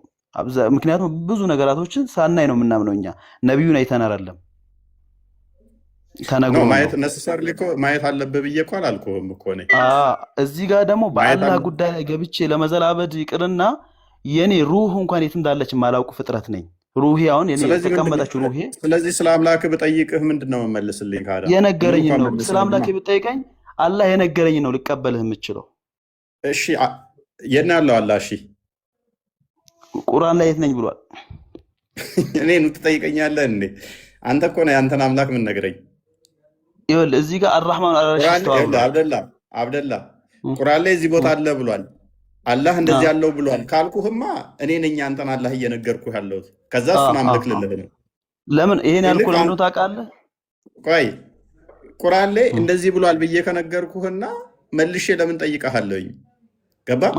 አላህ እዚህ ቦታ ብሏል አላህን ነው ስልህ፣ እሺ የት ነው ያለው መልሰህ የምትጠይቀኝ ከሆነ ከዛ ራሴው ምነግርህ ከሆነ ለምን መጠየቅ አስፈለገኝ? አንተ ለኔ መንገድ ያለብን የት ነው ያለው ብለህ ነው የምታምነው? እኔ ቁርአን ላይ አርራህማን አልዓርሽ እስተዋ ባለው አምናለሁ። የዑለማዎች የተለያየ ትርጉም ካለም የእነሱንም ደግሞ የራሳቸው ኢጅቲሃድ ነው ብዬ እቀበላለሁ። ምን ማለት ነው? ፈስርልና። ምኑን? አሁን ያልከውን አረብኛ። አርራህማን አልዓርሽ እስተዋ ቁርአን ሱረቱ ጣሃ ላይ አላህ ከአርሽ በላይ ሆነ ይላል። እዚህ ጋር የዑለማዎች ወይም ደግሞ የሙፈሲሮች አረዳድ የተለያየ ነገር ካለ የእነሱን መረዳድ እቀበላለሁ። እኔ ግን የተረዳሁት ነገር እዚህ ጋር አርራህማን አልዓርሽ እስተዋ በሚለው አምናለሁ።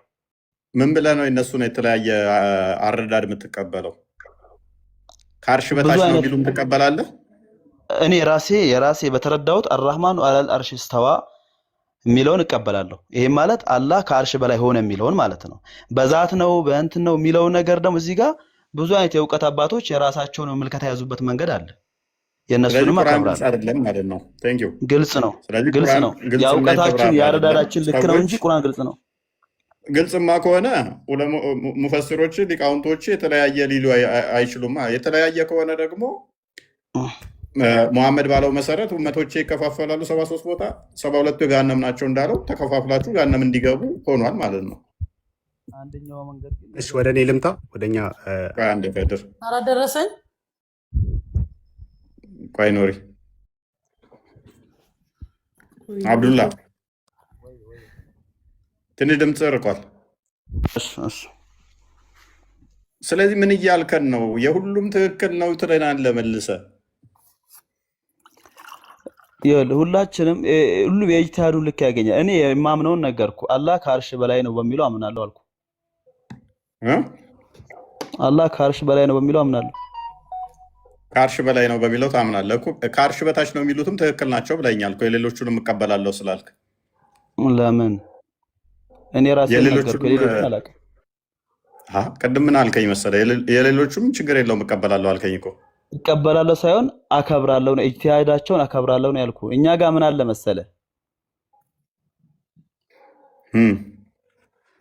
አንዳንድ የሆነ የሚያከራክሩ እንትኖች ላይ ዋና መሰረታዊ ባልሆኑ ጉዳዮች ላይ የዑለማዎች የሆነ መለያየት ሲኖር የእውቀታቸው ልክ ወይም ደግሞ ሐላልና ሐራም ግልጽ ነው እኛ ጋር።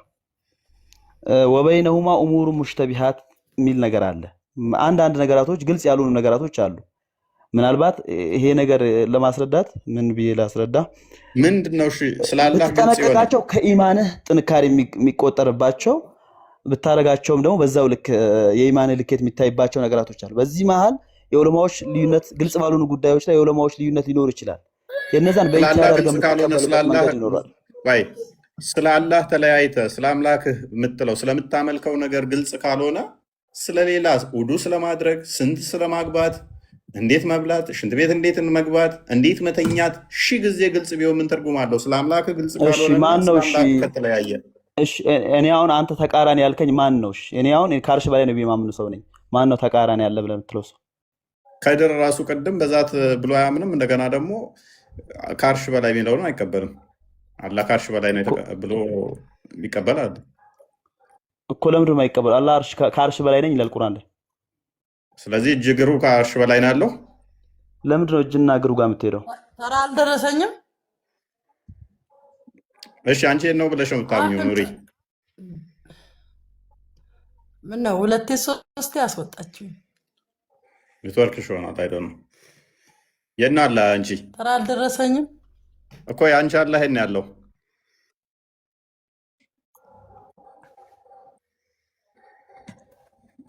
አይሰማሽም?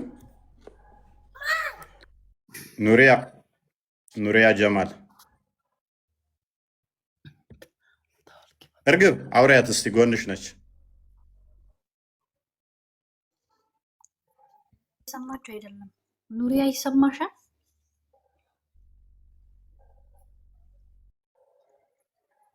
አንኳኪ በሯል።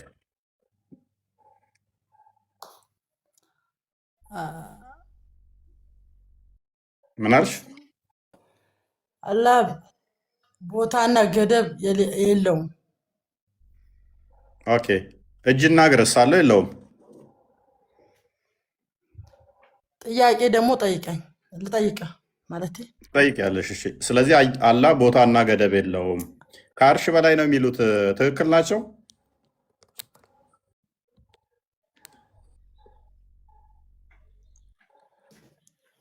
አይሰማም? ከአርሽ በላይ ነው የሚሉ ትክክል ናቸው ወይ? ከአርሽ በላይ ማለት እኮ አርሽ ላይ ቁጭ ያለ እንደዚህ ያለ ምናምን እኮ አይደለም። ከአርሽ በላይ እኮ ማለት ተንሳፎ ነው። ይሰማል። ምን ማለት ነው? ከአርሽ ቦታና በላይ ማለት ገደብ አይወሰንለትም። የት ያለው? እሺ እኔ አንድ ጥያቄ ልጠይቅህ። አይ ትጠይቂያለሽ። እሺ አህመድ ቀጥላ እንደ ጨርሱ። ቅድም እኮ ጥያቄን አልመለስክልኝም። ጠይቃለህ። አንድ ጥያቄ ልጠይቅህ። ቆይ አንዴ ይሰማኛል። ኔትወርክሽ እየዘገየ ስለሆነ ነው አንቺ። ኦኬ አህመድ አላህ ያለው ብለህ ነው የምታምነው አንተ? አይሰማም? ምንም አላውቅም። እነዚህ ነገር ያው ስለ ሃይማኖቴ ምንም ነገር ማውቀው ነገር የለም እስካሁን ድረስ። ሀቁን ነገር መናገር ነው። እኔ አክስቴ ክርስቲያን ናት። ከእሷ ጋር ነው ያደግኩኝ። ያው ስለ ሃይማኖቴ ምንም ነገር አላውቅም። ይቅርታ ግን ዛሬ ሁሉም እኮ ናቸው። ችግር ነው። ተመሳሳይ ነው የሆነው ዛሬ። አላህ እጅ አለው አላህ እንደዚህ ነገር አለው ብዬ አልልህም። ምክንያቱም አላውቅም። ገባ? የለውም። አለማወቅ ደግሞ ወንጀል አይደለም። አይ ችግር የለውም። እንረዳዳለን። ተራ ይሰጠን። እሺ ቀጥል። ጥያቄ አለኝ። ጥያቄ ከሆነ አንዴ እነሱን ላስተናግድና እመጣለሁ። እንትናም ቀድሞ ከድር ፋጡማ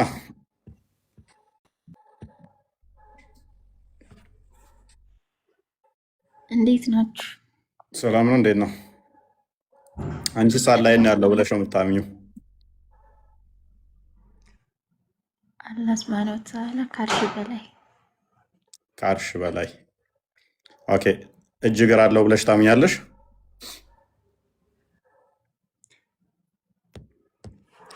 አዎ የወረደውን እንቀበላለን። አዲስ ቁርአን የወረደውን እንቀበላለን። ኦኬ ስለዚህ እጅ የማንም አይመስል አለው ከሚሉት ነሽ ማለት ነው? አዎ እጅ ማለት ነው ማለት ነው። ቀኝ እጅ፣ ግራ እጅስ? ይስማ ሁለት ቀኝ እጅ እንዳለው ነው የማውቀው። እሱ ሊትራል አይደለም የምንፈታው። አላህ ሱብሃነሁ ወተዓላ እጅ አለ መፍጠሩን መዘርጋቱን ነው።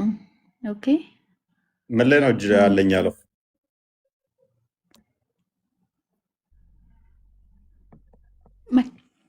ማለት ምን ላይ ስትል እጅ አለኝ ያለው በምንድን ነው? ቁርአን ላይም 564 ላይም አለ። ምን ሚል ምን ይላል መሰለህ? ሱና አኒናሲም 5379 ላይም አለ ሁለት ቀኝ እጆች እንዳሉት የሚያሳይ። እንደዛ የሚል የለም። ሙስሊም አይደለሽም? ላሳይህ። እንደዛ የሚል የለም። አብደላ ኦኬ። አህመድ እንትን ብላል። ሉናዬ ሰላም፣ እንዴት ነህ? እንዴት ነሽ? አልሐምዱሊላህ። ጥያቄ ነበረኝ። ኦኬ ትጠይቂያለሽ። አላህ እጅ አለው ብለሽ ታምኛለሽ? እጅ አለው፣ ግን ኦኬ እጅ ስንል እንደኛ እጅ አይደለም። ምንድን ነው? እንደማን ነው ካዳ? እንደ ራሱ ነው። ለምሳሌ አሁን አንተ የተቀመጥክበት ወንበር እግር አለው አይደለ? እሺ የአንተ እግር እና የእሱ እግር አንድ ነው? ኦኬ የኔም እግር መቆሚያ ነው የሚጠቅመው፣ ወንበሩም ደግሞ መቆሚያ ነው የሚጠቅመው። እግሩ ኖ፣ ያለህም አንድ እግር ነው። መቆሚያ ነው። አንድ ነው። እሱ አልተገለጠልንም። ያው ግን እጅ እንዳለው እናውቃለን። ምን ላይ ነው ምን አይነት ነው የተገለጠላችሁ? ግን እጅ አለው ተብሎ አናውቅም። ምን ላይ ነው የተገለጸላችሁ? ኦኬ፣ እኔ አሁን ጥያቄ ለመጠየቅ ነው የገባሁት። ጥያቄ ትመልሳለህ? እጅ አለ የተባለው ምን ላይ ነው? ኖ፣ ጥያቄ መለስልኝ። እፎይ፣ እሺ ትጠይቂያለሽ። ኤኒዌይስ እንግዲህ ዛሬ እንዳያችሁት ነው። ማሄርን ብቻ እንዲልቀበልና እመጣለሁ ሁላችሁም ጋር። ማሄር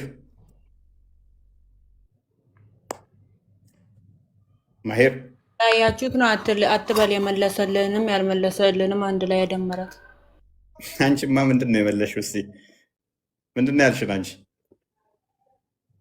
ሁለት ቀኝ እጅ ነው ወይንስ ግራና ቀኝ እጅ ነው ያለው? ፖለቲካ የለም እንትን አቅጣጫ የለውም። ያለ ሱብሃነሁ ወተዓላ ግራ እጅ ቀኝ አለ ነው የለውም? እሺ ከፍጡራን ጋር እንትን አለው አልኩህ እኮ ስንቴ ነው የምነግርህ? ኦኬ ስንት እጅ ነው ያለው? ሁለት እጅ እ ስንት እጅ? ያምጪ ሁለት እጅ እንዳለ ሁለት እጅ። ሁለት እጅ ስትይ ማስረጃ አምጪ እስኪ ሁለት እጅ እንዳለ። በሱረቱ ሷድ ላይ አውጣ እስኪ። ስልኬ እኔ አንድ ስልክ ብቻ ነው ያለኝ። እርግብ ክፈችላት ማለት ሁለት እጅ ያለው እያለች ነው። ኢና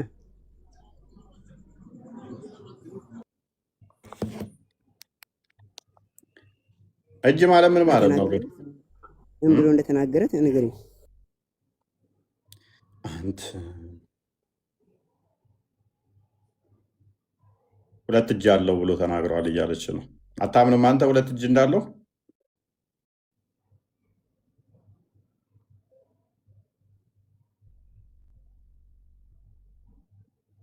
ሰላሳ ዘጠኝ ሰባ አምስት ባና ያለው እስቲ ነው አሳይን። ቁርአን ተፈቶልሽ 3975 ብላለች። ሷድ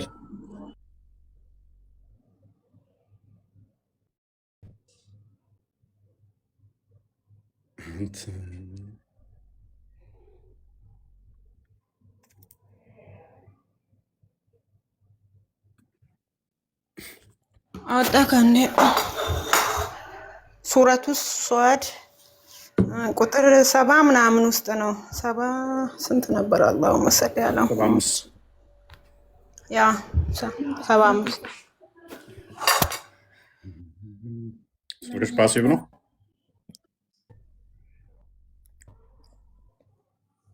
ኦኬ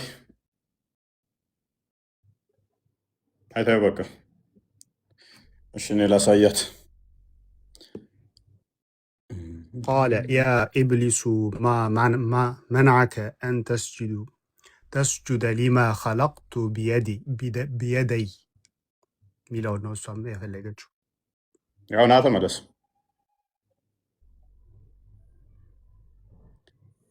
ካሜራ ግን ትንሽ ወልወል አድርጋት፣ ድምዝዝ ብሏል። ወጥቷል። አነበበልሽ እኮ እንትን ቀራልሽ። አላህ በቀኝ እጆቼ በሁለት እጆቼ ለፈጠርኩት ከመስገድ ምን ከለከለ? አይ ማስረጃ ምናምን ሲል የነበረው ሰውዬ እንዲያይ እኮ ነው። ዝም ብዬ ከራሴ ፈጥሬ አይደለም። ተማር ስልክ ይሄ ሌላ ቢኖርማ እንትን ቢኖረኝ ሌላ አሳይክ ነበረ። ያልተረጋገጠ ወሬ እዚህ መተን እሱ ራሱ የታዘባችሁ ነው ዝም ብላችሁ ስቀባጥሩ ማለት እስኪ ንገረኝ። አሁን እዚህ ጋር ቁርአኑ እኮ ቀራዎች ያ ቃለ ያ ኢብሊሱ ማ መንዐከ አን ተስጁደ ሊማ ኸለቅቱ ቢየደይ ልቀጥለው ወይስ ላቁም? ይበቃናል። እሺ እንደዛ ስለዚህ ይላልና በሁለት እጆች በእንግሊዝኛ የፈጠርኩት ምን አልተርጉምልሽ ማለት ነው? ወይስ በአማርኛ አልተርጉምልሽ? በአማርኛ ተርጉምላት። አላህም ምን አለ? ኢብሊስ ሆይ በሁለት እጆቼ ይላል እዚህ ጋር በሁለት እጆቼ አማርኛው በኃይሌ በቅንፍ ውስጥ በኃይሌ በቅንፍ ውስጥ ነው ያስቀመጡት። ለፈጠርኩት ከመስገድ ምን ከለከለህ? አሁን በቅንፍ ውስጥ ኮራህን ወይስ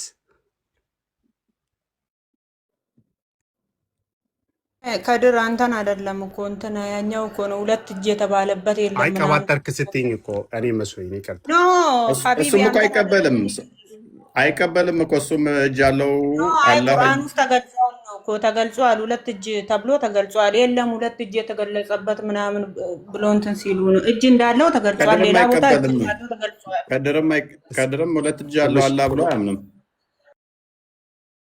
ታምናለህ ከድር?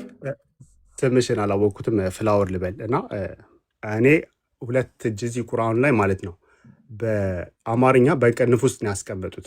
አሁን እዚህ ላይ እጅ የሚለውን ትርጓሜ ሳናቅ እንትን አሁን እዚህ ጋር እፎይ ሲያነሳ ማለት ነው ቻሌንጅንግ የሆኑ ጥያቄዎች ሲነሱ እኛ እንትን ነው ስሜታዊያኑ እንወቅ። ገብቶሻል? አሁን እሱ ብዙ ሲሳደብ ምናምን ሰምቼዋለሁ። ዛሬ ቀን ሪስፔክት ሆኖ ነው የሚያወራው። እኔ ልቀባጥር በጣም አይደለም ግን ያልተሳደብኩም ኖ ዛሬ ቀን አላልኩም። ከዚህ በፊት ሁሌ ስገባ በጣም እኔ ልሰማም አልችልም በስድብ እና አሁን ሪስፔክት አድርገን ነው ዛሬ ቀን እያወራ ያለው። ግን አሁን ሌላ የፈለግኩት ትርጉም በአማርኛ ሲተረጎም በአብዛኞቻችን አንረዳውም። በእንግሊዝኛ ምቺ ከሆነ ወይም በአረብኛው ተፍሲር አለ። እሱን ብታነቢ ጥሩ ነው። ኡስታዝ በቀደም ሲወያይ አልሰማህም እንዴ? ከሱ በላይ ታውቃለህ አይኔ እንዴ? እኛ ኡስታዞች ሁላችንም ስላሉ እውቀት አይደለም አለን ነው ማውራት ብዙ ኖ ከእነሱ የተሻሉ ብዙም አሉ። ይልቅ የእውቀት ባለቤቶችን ጠይቁት ይባላል። ከአንተ ከፍ የሚሉትን ደግሞ ትጠይቃለህ። ከስራቸው ይኸውልሽ ሂደት እኔ ትማራለህ። ድርቅ ያለ ሰው ማለት ነው በዚህ ትርጓሜ ብቻ ነው የሚተረጎመው ብሎ ድርቅ የሚል ሰው እኔ አልቀበልም። ገብቶሻል? አሁን አንቺ የምትይው ኡስታዝ ወሂድ ምናምን እነሱ በጣም ከእኔ የተሻሉ ናቸው። እኔ አውቃለሁ እያልኩ አይደለም። አንዳንዶች አሉ አዎ፣ እንትን አልተገለጸም እንዲህ እጆች አሉት ብለን እንትን አንልም ምናምን አለ ግን ደስማክሽ እጆች ይላል እኮ እጆች አይልም እኮ አይደለም። እዚህ ጋር እጆች አለ አሉኝ ብሏል አላለም እኮ። በእጆች የፈጠርኳቸው ሲል ፈጠርኩ ሲል እጅ አለኝ እያለ ነው ያላለውን። ለምንድን ነው አልተገለጸም የተባለው? እኮ ስላልተገለጸ ነው እንደዛ የሚለው። እና አሁን ደግሞ እጅ አለው እግር አለው ስንል ደግሞ ያመጣው ጥያቄ ማለት ነው በጣም ለጭንቅላታችን እንትን መሆን አለበት። ምክንያቱም ዳይሬክሽንን እንትን ይፈጥራል፣ ስፔስን ይፈጥራል። አላህ ስፔስ በፈጠረው ቦታ ይቀመጣል ብለሽ ታስቢያለሽ? አሁን ይወርዳል ምናምን እንደዚህ ብዙ እኮ እስላምን እያሰደባችሁ ነው። ምንድን ነው ሙስሊም ነህ ወይ? አይ ማናቅ ከሆነ አናቅም ማለት በጣም ጥሩ ነው። አናቅም ማለት እውቀት ነው። እሱ ሰው አይሰለም እኮ ፎያን አሳሳቅም ሳቅለት በእናትህ ሲጀመር ማለት ነው። ከድር እኛ የገባ ነው እፎይን ልንጠይቅ ነው። አንተ ሙስሊም አይደለም ልትል እኮ አሁን ጥያቄ አለኝ። እኔ እኮ መጨረሻ እሱ አላስተናገደኝም፣ ጥያቄን አላስተናገደው። ከድር ሙስሊም አይደለም እየተባልክ ነው ምናምን እያለ ስም መጥቀስ እንትን በቃ የእውቀት ባለቤቶችን ጠይቁ፣ ተማሩ፣ ከነሱም ስር ተብለናል። እኛም ደግሞ የቀራነውን እንትን ያልነውን ስንት እጅ ምናምን አንዳንዶቹ እንዲህ እንደዚህ አልተገለጸም ምናምን አንዳንድ ስልክ እኔ ደግሞ ሁለት ያልኩ 2 ሚል ቦታ የለም ቁርአን ውስጥ ብላችሁ ስትከራከሩ አሳይ ምናምን ሱራው ምናምን ስልክ የለኝም እንጂ እስካሁን ድረስ የለም። እኔ አሁን አንቺ በትርጓሜ ነው የምታነቢው። አረብኛ ወረደው በአረብኛ ነው። ስለ በየዲ ሲል እኮ ቁጥር አላስቀምጠም። ዋሂድ ወላይ ምን አላለም። በየዲ ነው ያለው። አንዴ አብዱል ሳመድ ምን አለ መሰለ እዚህ ላይ በእንግሊዝኛ ሲተረጎም ምን ይላል መሰለክ? ሁለት አይልም ዊዝ ማይ ሃንድስ ነው የሚለው፣ በእጆቼ ነው የሚለው። አሁን በእንግሊዝኛ ሲተረጎም እኔ በአብዛኛው በአማርኛ እንትን አለው በእንግሊዝኛ፣ ምክንያቱም እንግሊዝኛው ትንሽ ይቀርባል። አማርኛ በጣም ገደብ አለው። አረብኛው ራሱ እኮ ግልጽ ነው። በሄዲ ሲል በእጆቼ ነው ያለው ማለት እና በእጆቼ ነው ያለው። እዚህ ጋር ያለው ቁጥር አላስቀመጠም። ቢያንስ 10 ወይ 1 ወይ 2 አላለም በዚህ ላይ። ስለዚህ በኤዲ ሲል በእጅ እንዳለው ነው የተናገረው እዚህ ላይ። አሁን እዚህ ላይ ችግሩ ምን መሰለህ? ከነሱ ማለት ነው አላህን እየገደቡት ነው ያሉት። ገብተዋል? አላህ አይገደብም። አሁን ልቀጥል ወይስ ቀጥል? እኔ አሁን ሪስፔክት ይቅርታ፣ እህቶቻችን እዚህ ያሉት ማለት ነው እኔ ሩድ ሆኜ በስነ ስርዓት እያወሯችሁ ካልሆነ እየጮኩ ከሆነ ይቅርታ፣ እኔ አዲስ ነኝ ለዚህ እና እኔ ኦፕን ነኝ። ስህተት ካለብኝ ማላውቀው ከሆነ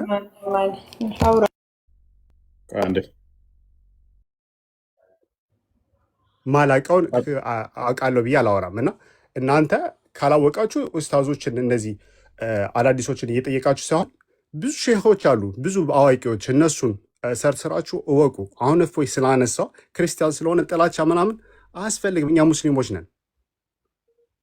ገብቷችኋል? እሱ ይሳደብ ምን ይበል፣ እውቀት ካመጣ በቃ እሱን በቃ ይሄ ልክ አይደለም ብሎ እንትን ካለ በቃ እኛ መከራከር ወይም መወያየት አለብን። አሁን እኔ ጥያቄ አለኝ፣ ጥያቄን ይመልስልኝ። ምክንያቱም ሳይመልስ እንዲያወርደኝ አልፈልግም። እሺ ቀጥል። በቃ ደከመኝ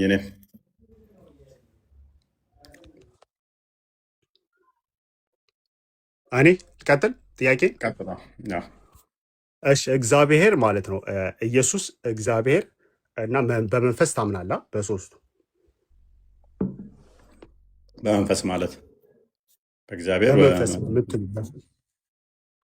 እኛ አብ ወልድ መንፈስ ትሪኒቲ በሶስቱ ስላሴ እንደምትሉት እግዚአብሔር ከዛ በስጋውና እንትን ላድርግ ነው እኛን አስተምሮ ልንገርሽ። አብ ወልድ መንፈስ ቅዱስ። ኦኬ፣ መንፈስ ቅዱስ በሶስቱ ታምላለህ? ሶስቱ አዋቂዎች ናቸው። ምን ብያለሁ? አብ ወልድ መንፈስ ቅዱስ። አሁን ክርስቶስ ጋር ስመጣ በስጋ የተገለጠ አምላክ፣ እሱ ፍጹም አምላክ ፍጹም ሰው ነው እኮ። አሁን ሶስቱ አዋቂዎች ናቸው፣ ሁሉም ነገር ያውቃሉ ሶስቱ። አሁን ወዴት ነው የምትሄደው ማለት ነው? ቅድመ ዓለም ሳይፈጠር እንዴት ነበሩ? አብ ወልድ መንፈስ ቅዱስ አሉ። ቀጥልሽ። ሶስቱ አዋቂዎች ናቸው። እውቀት ባይዞ አዋቂ ነው አዋቂ አይደለም ተብሎ የሚነገረውም ለፈጣሪ አይነገርም። ምክንያቱም እኔን ለሰው ነው ይሄ ራሱ የሚነገረው። ያውቃል አያውቅም ተብሎ የሚነገረውም እኔ አዋቂ ነኝ አይልም እግዚአብሔር። እንደዛ ሊገለጥ ይቻላል፣ ግን ጉድለት አለበት እሱ ራሱ። ምክንያቱም እኔ እናንተ የምናውቀው የሚለውን እግዚአብሔር እኔ እናንተ የምናውቀው ምንድን ነው? እሱ አንደኛ ከእውቀት ከፍለን ነው የምናውቀው። አንድ እናውቃለን ስንል ከእውቀት ከፍለን ነው የምናውቀው። አንደኛ እግዚአብሔር ፈጣሪ አይደለም። አሁን ስለ ፈጣሪ ነው የምናወራው። አዳምጠሽ እውቀት የሚለውን ራሱ ዲፋይን እያደረኩልን ነው። ፈጣሪ ተከፍሎ ያለ የሚያውቀው። ሁለተኛ እኔ እናንተ የምናውቀው ነገር ምን ያስፈልገናል? የምንጠጋበት ነገር ወይም ኮንተንጀንት ነን እኛ። ፈጣሪ ግን ኮንተንጀንት አይደለም። ለማወቅ የሚታወቅ ነገር መምጣት አይጠበቅበትም። ማለትም እኔ የምታውቀኝ አንተ ስታየኝ ወይም ደግሞ ስለ እኔ ስትሰማ ነው የምታውቀው። ፈጣሪ ግን እኔን ለማወቅ እኔ ከተሰራው እንደዚህ እዚህ ዕድሜ ላይ ስደርስ አሁን እንደዚህ ስታይ እንደዛ አይደለም። ገና ሳልሰራ እኔ ሳልኖር ያውቀኛል። ጥገኛ አይደለም የነገሮች ማለት ነው። አንተ ስለዚህ ነገር ከተሰራ በኋላ ይሄንን ጠንካራ ነው ለስላሳ ነው ምናምን ብለህ ልታቅ ትችላለህ። እሱ ግን ሳይሰራ ገና ሳይኖር ያውቀዋል። ስለዚህ አወቀው አላወቀው እነኚህ የሚሉን ነገሮች ጉድለት እንዳለባቸው እንድታውቃቸው ነው። ንግግራቸው በራሱ ማለት ነው። ጉድለት ስትል ለፍጡራ የምትናገረውና ለፈጣሪ የምትናገረው አንድ ስላል አይደለም። እኔ አሁን እውቀት ያልኩ ለፈጣሪ ፈጣሪ አሁን ሁሉም ነገር ያውቃል። ሁሉም ነገር ያውቃል በሚገባ። እግዚአብሔር ለምንድን ነው? ኢየሱስ ያውቃል በሚገባ። እግዚአብሔር የሚያውቀውን ኢየሱስ ያውቃል። ራሱ እግዚአብሔር ነው። ራሱ እግዚአብሔር ነው። እዚህ ላይ ምን ይላል መሰለህ? ማርቆስ ስለዚያች ቀን ወይም ስለዚያች ሰዓት ግን የሰማይ መላእክትም ቢሆኑ ልጅም ቢሆን ከአባት በቀር የሚያውቅ የለም። ምን ትለዋለህ? ኦኬ፣ እሱ ጋር አሁን ልጅ እንደሆነ ታምናለህ። ክፍሉ ላይ ልጅ እንደሆነ ይናገራል አይደለ? አንድ ናቸው ብለኸኛል እኮ አሁን አንድ ናቸው ብለኸኛል። አንድ ናቸው ስለ በምንድን ነው? በባህሪ በመለኮት አንድ ናቸው እያልኩ ነው። በአካል ግን አንድ ናቸው እውቀቱን እያልኩ ሁሉም ያውቃል ብለኸኛል። ያ በአካል አንድ ናቸው እያልኩ እንዳልሆነ ግልጽ ነው። ስለዚህ አንተ የጠቀስከው ምንድን ነው? እሱ ማቴዎስ ወንጌል ምዕራፍ አይ 24 ቁጥር በእውቀትም ያውቃል ብለህ ነበር። ሰው ማንኛው የደረበው ጣልቃ ደግመህ እንዳደረብ በእውቀት አያውቅም እኔ አልወጣኝም ሲል አንድ ባህሪ፣ አንድ ፍቃድ፣ አንድ ስልጣን ስላለች ያውቃል ወይ? በደንብ ያውቃል። ማቴዎስ ወንጌል ምዕራፍ 24 ቁጥር 36 ወይንም ደግሞ ማርቆስ ወንጌል ምዕራፍ 13 ቁጥር 32 ላይ 32 ያለ ክፍል ነው። ያ ከኋላ መለስ ብለህ ታሪኩን ብታየው ሙሉ ሁሉንም እንደሚያውቅ ማወቅ ብቻ ሳይሆን ነቢያቶችንም እንደሚልክ የሚናገርበት ክፍል ነው። መላእክቶችንም የሚልክ ክርስቶስ እንደሆነ የሚያውቅ እና የሚናገር ክፍል ነው ክፍሉ። ቀጣይ ሄደህ ብታየው ምዕራፉን ሙሉን ብታነበው ክርስቶስ እንደሚያውቅ የሚናገር ነው። ታዲያ እዛ ጋር ለምንድን ነው ስለዛይ ሰዓትና ስለዛይ ቀን ከአብ በቀር ልጅም ቢሆን ተብሎ የተነገረው ለምንድን ነው የሚለውን ነው። አንደኛ የአብ የባህሪ ልጁ እንደሆነ እዛው ክፍል ላይ እየነገረ ነው። የአብ ልጅ መሆኑን ነግሮ ምን አለ? ስለዛይ ሰዓት ወደኋላ ተመለስ። ስለዛይ ቀንና ስለዛይ ሰዓት ግን ከአባት ብቻ አይደለም በቀር የሰማይ መላእክት ቢሆኑም ልጅም ቢሆን የሚያውቅ የለም ይላል አለ ክፍሉ። ስለዚህ እዛ ክፍል ላይ እያለ ያለው አንደኛ የአብ የባህሪ ልጅ እንዳለ እየነገረን ነው። በእስልምና አስተምሮ ደግሞ አላህ በፍጹም አባት ሊሆን አይችልም። ስለዚህ ክርስቶስ ይህንን ካስተማረ ይህን በማስተማሩ ብቻ ይህንን ክርስቶስ አስተምሯል ብለህ ካመንክ እስልምና ስህተት ይሆናል ማለት ነው። ምክንያቱም ሱራ 18 4 ላይ ስላንተ ባይብል ነው እያወራለሁ እንዲቴል አብራራላለሁ መልሱንም ጭምር ማለት ነው። ሱራ 18 4 ላይ ቁርአን ራሱ የተጻፈው አላህ ልጅ ይዟል የሚሉትን ለማስፈራራት ስለሆነ፣ ሱራ 1988-93 ደግሞ ለአራማን ልጅን ያዘ ወለደ አሉ። ይሄ ከባድ ንግግር ነው። ከዚህ ንግግራቸው ባይቆጠቡ ሰማይ ልትቀደድ ተራሮች ሊናዱ ይቃረባሉ፣ ለአራማን ልጅ ያዘ ወለደ ስላሉ ይላል። ስለዚህ ይሄ ክፍል ክርስቶስ ካስተማረው በእውነትም ይህንን ብሎት ከሆነ ክርስቶስ ሙስሊሞች እንዳመጡት ማለት ነው እኛ እናምናለን። አዎ አስተምሮታል። ሙስሊሞች ትክክል ነው አስተምሮታል ብለው ካመጡት እስልምና ስህተት ይሆናል ማለት ነው። ሱረቱ ዙሩፍ ላይ ደግሞ 81ኛው አያ ላይ ለአራማን ልጅ ካለው ልጁም ገዢ እንደሚሆን ይናገራል። ስለዚህ አሁን ልጅ እንደሆነ ተናገረን። ታዲያ ለምንድን ነው አብ ያውቃል የተባለው? ማወቅ የሚለው በመጽሐፍ ቅዱስ እንዴት ይተረጎማል? አንደኛ በግብር አልገለጻትም፣ አላወቃትም። ወልድ ዘፍጥረት ምዕራፍ 4 ላይ ከቁጥር 1 ስትመለከት ምን ይላል? አዳምና ሔዋን በገነት ነበሩ። ዘፍጥረት ምዕራፍ 2 ላይ አዳምና ሔዋን በገነት ቢሆኑም ግን በግብር ስላላወቃት ምን ተባለ? ዘፍጥረት ምዕራፍ 4 ላይ ከገነት ከወጡ በኋላ አዳም ሚስቱን አወቃት ይላል። አብረው እኮ ኦልሬዲ ኖረው ነበር። ከገነት ከወጡ በኋላ ግን በግብር ሲያውቃት ምን ተባለ? አወቃት።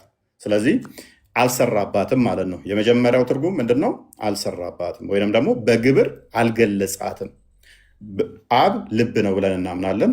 ወንድማችን አብ ልብ ነው በኩነት አስተምሮ፣ ወልድ ደግሞ ቃል ነው ብለን እናምናለን።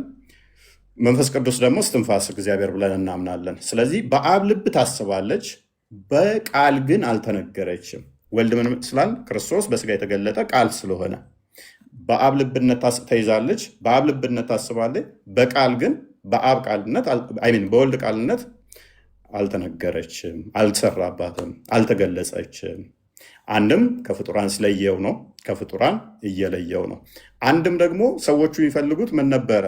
ኤግዛክት ቀን ነበር የሚፈልጉት። በዛን ሰዓት ደግሞ ገና መንፈስ ቅዱስን አልተቀበሉም። ስለዚህ ገና መንፈስ ቅዱስን ስላልተቀበሉ ነገ ነው ቢላቸው ሊጨነቁ ነው።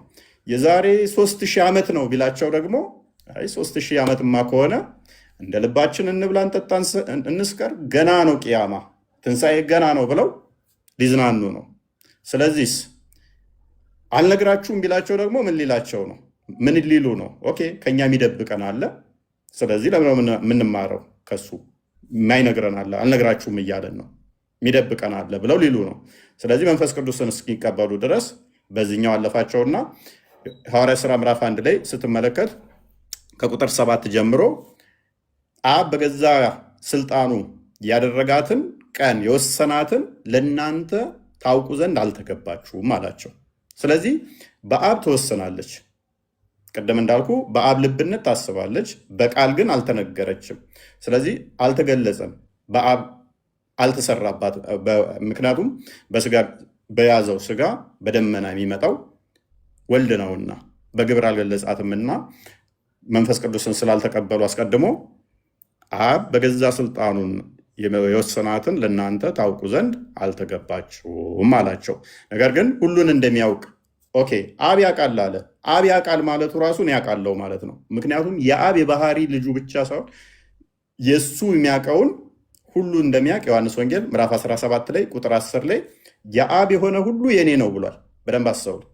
የአብ የሆነ ሁሉ የኔ ነው፣ የኔ የሆነ ሁሉ ደግሞ የአብ ነው ብሏል። ስለዚህ አብ ያለው ሁሉ የኔ ነው፣ እኔ ያለኝ ሁሉ የእሱ ነው ብሏል። እንዲህ ካለ ከቅድሙ ጋር አይጋጭም? ከየትኛው ጋር? ቅድም ካልኩት ማለት ነው። ምን ካልከው ጋር? ኢየሱስ ልጁ ምንም እንደማያውቅ ለ30 ማለት ነው አይልማ። አብ ያውቃል ማለት እኮ ወልድ ያውቃል ማለት ነው። ምክንያቱም አባቱ ያለው ሁሉ እሱ አለው፣ እሱ ያለው ሁሉ እና አይጋጭም። ግን አይጋጭም። ለምን እንደማይጋጭ ልንገርህ። በአብ ልብነት ታስባለች አልኩ፣ በቃል ግን አልተነገረችም። ታስባለች፣ አልተገለጸችም። ገና ለእኛ ስላልተገለጸች በግብር ስላልገለጻት አያውቃትም ማለት። ሁሉን እንደሚያውቅ ግን ዮሐንስ ወንጌል ምዕራፍ 2 ላይ ቁጥር 24 እስከ 25 ሁሉን ያውቃል ይለው። ሁሉን የሰው ልብ እንኳን ሳይቀር። ይሄ ደግሞ በቁርአንህ ላይም አለ። ሩቁን አዋቂ ፈጣሪ ብቻ ነው ብለህ ታምናለህ። ኢሳ ደግሞ በቤት የምትደብቁትን በዛም የምታደልቡትን የምትበሉትንም አውቃለሁ ይላል። ስለ ትሪኒቲ እያወራን ያለ ነው እኮ ገብቶኛል። ኢየሱስ ሁሉን እንደሚያውቅ በቁርአንህም ጭምር ልድገምህ ብዬ ነው። ሱራ 3 49 ላይ ትሪኒቲ የለም እኛ ጋር ኖ እኔ ስለ ኢየሱስ ነው ያልኩህ እኮ የጠየቀው ኢየሱስን ስለሆነ ማለት ነው። ስለዚህ በደንብ አስተውል። እኔ አንድ ሰው እንደዚህ ቢል እሺ፣ አላህን ለምሳሌ አንድ ሰው አላህ ያለው ሁሉ የኔ ነው እኔ ያለኝ ሁሉ የእሱ ነው ቢል ይችላል? እዚህ ጋር አሁን እዚህ ጋር ማለት ነው እየሰራ ነው። ልክ ፈርዖን እንዳለው እኔ ጌታ ነኝ አና ረብኩም አለ ያለው ፈርዖን፣ አንተ እንደዛ እያልከኝ ነው። እንዴት ምንድነው? አልተጋጨብህም? ኦኬ። ስለዚህ ክርስቶስ ራሱን ከአብ ጋር አስተካክሎ ምን እያለ ነው ማለት ነው? አብ ያለው ሁሉ እኔ ያለኝ ሁሉ እሱ አለው ካለ፣ ስለዚህ የእውቀት ተከፍሎ የለም ማለት ነው። ማለትም አንዱ ማያውቀውን አንዱ የሚያውቀው አይኖርም ማለት ነው። ምክንያቱም ራሱን ከሱ ጋር አስተካክሎ ይሄንን ከተናገረ፣ ስለዚህ አሁን አብ ያውቃል ሲል ከምን አንጻር ነው? ቅድም አልኩህ፣ በግብር አልገለጻትም፣ አልሰራባትም። ወልድ በስራ አልገለጻትም። ምክንያቱም ተሰሎንቄ ላይ አንደኛ ተሰሎንቄ ላይ ቅዱስ ጳውሎስ እንደሚናገረው የጌታ ቀን እንደ ሌባ ድንገት ይመጣል፣ ትጉ ነቅታችሁ ጠብቁ ይላል። አልተገለጸችልንም። ስላልተገለጸች እችን በእንደዛ አልፎታል ማለት ነው። ተነግሮሃል አይደለ? ምልክቱን ነግሮሃል እንጂ አሁን እነሱ የፈለጉት መቼ መሰለ? በዚህ ዓመተ ምህረት በዚህ ቀን ምትል ነው የፈለጉት። እንደዛ ከሆነ ደግሞ እንደ ሌባ ይመጣል ተዘጋጅተህ ጠብቅ የሚለውን ያፈርሰዋል። ገባ? ድንገት ይመጣል ተዘጋጅተህ ጠብቅ የሚለውን ያፈርሰዋል።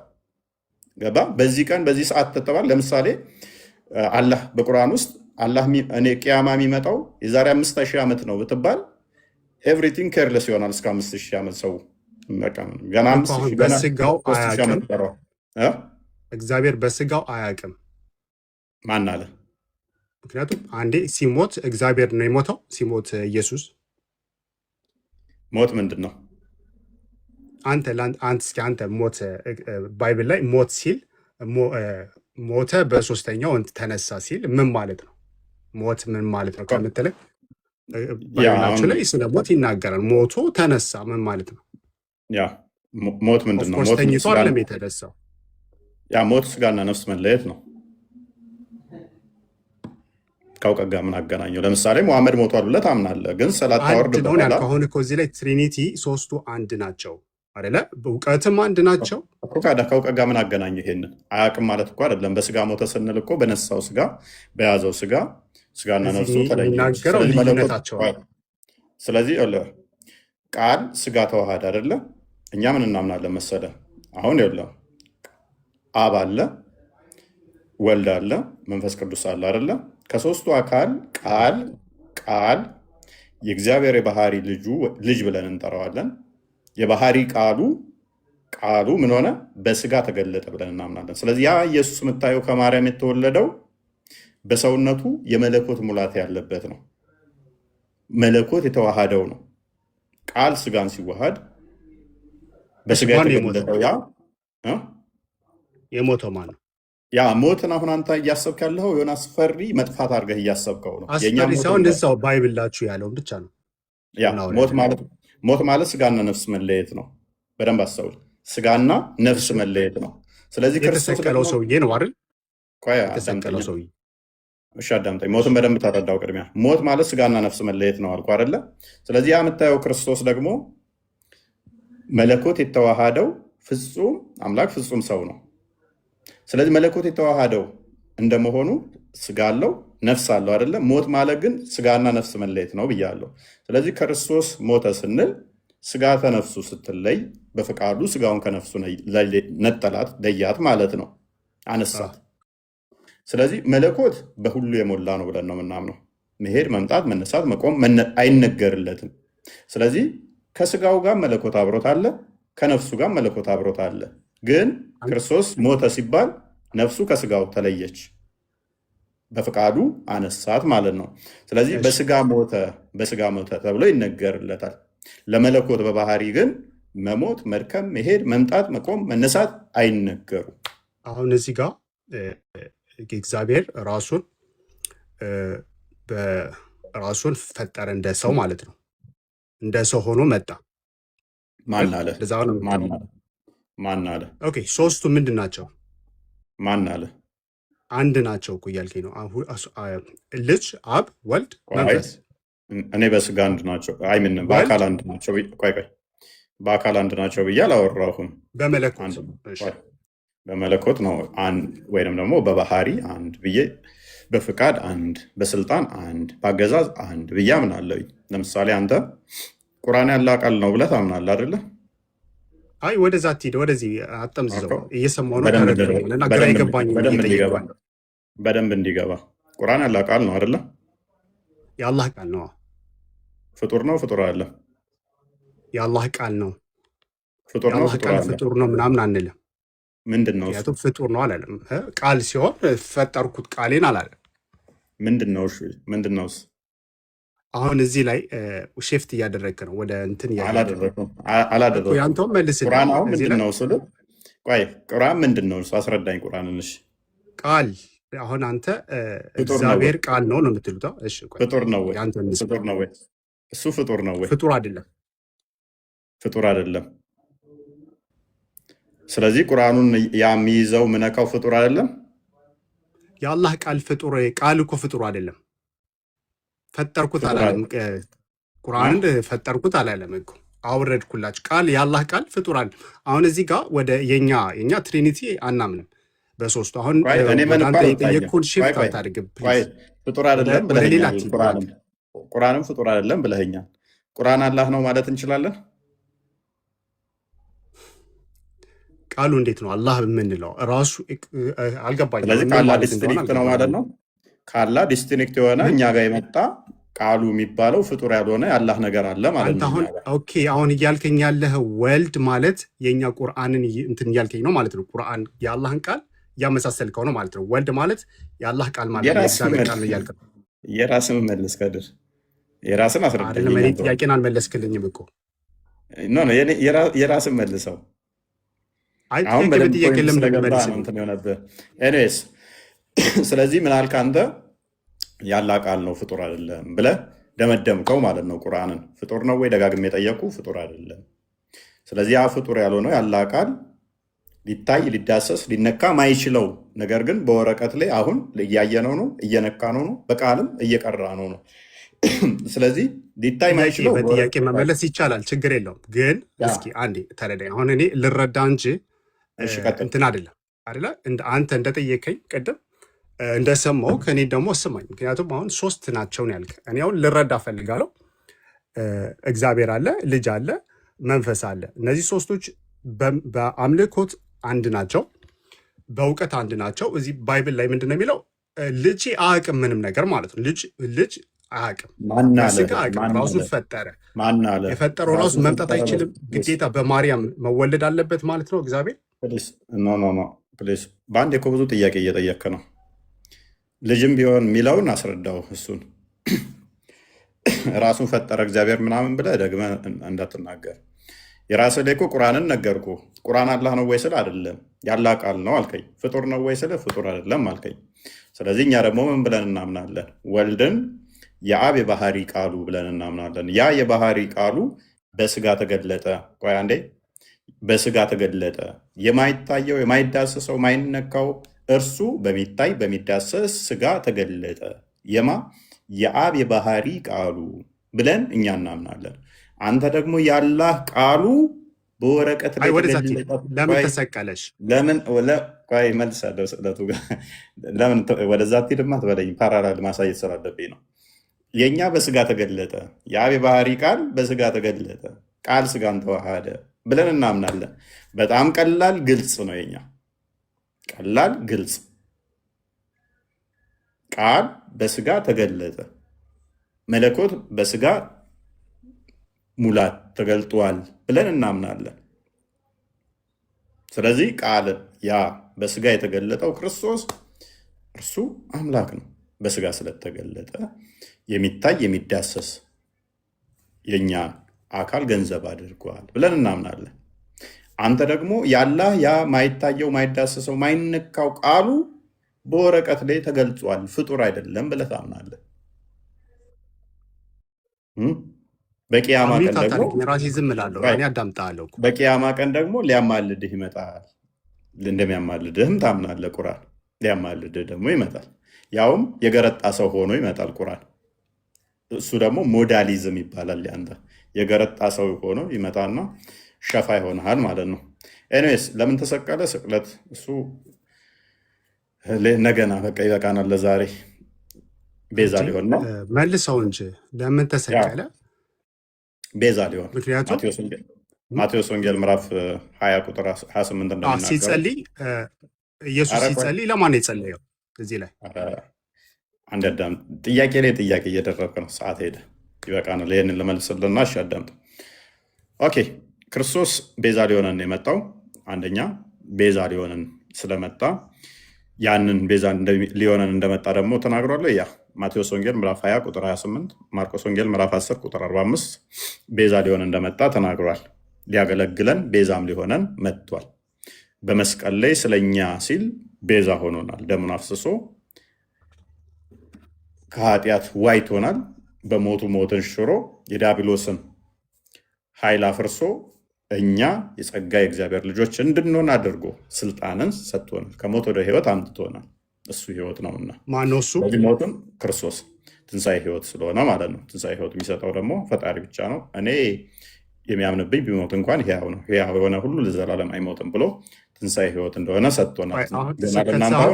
ፈጣሪ ነው አልከኝ አይደለ?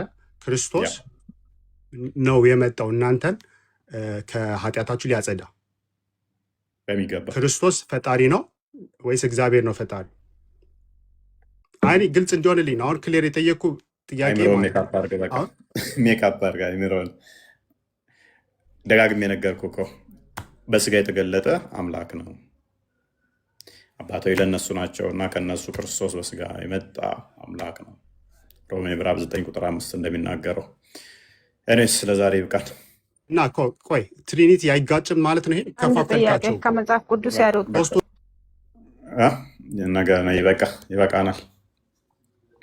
ሶስቶችን ከፋፈልካቸው። ትሪኒቲ እኮ ተጋጨ፣ ከትሪኒቲ ጋር ተጋጨ። ቅድም አልከው ቀድር ፕሊስ።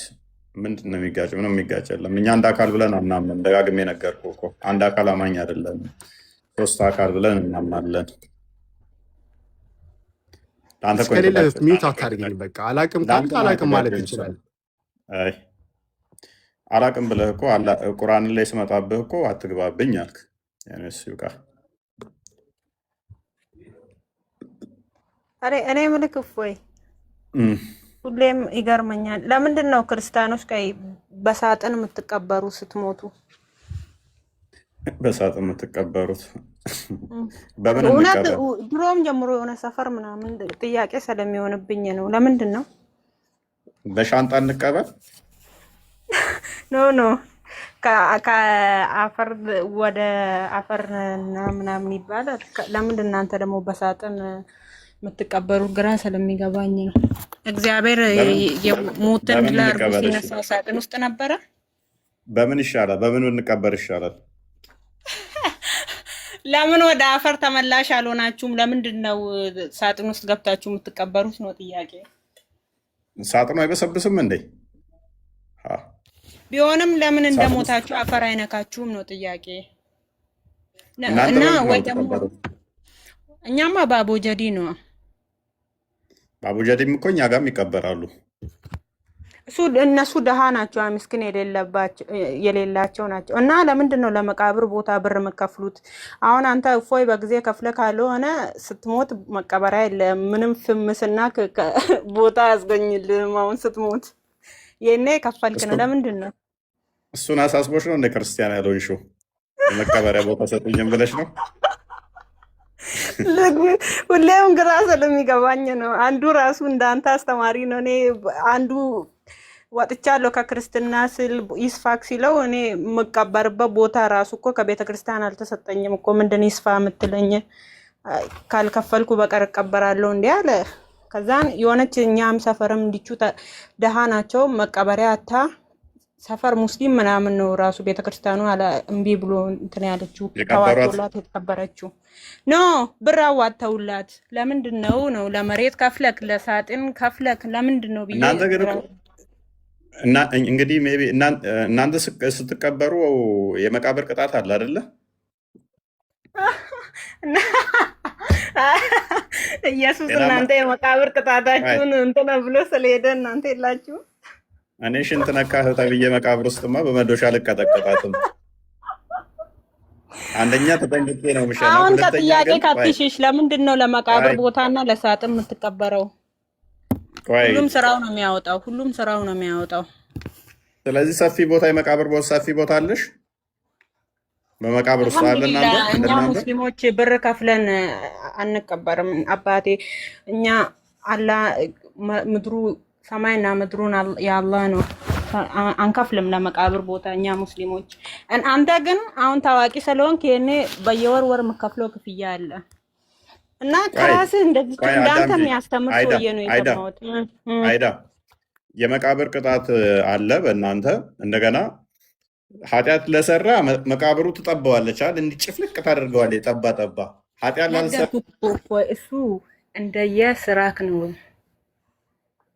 ማንም ሰው ስራው ነው የሚያወጣው። መልካም ሰው ከነበርክ አው መልካምነት ያወጣሃል። ክፉ ሰው ከነበርክ ክፋትክ እንደ ክፋት ቅጣትን ታገኛለህ። አለኝ አለክ ነገርኩክ።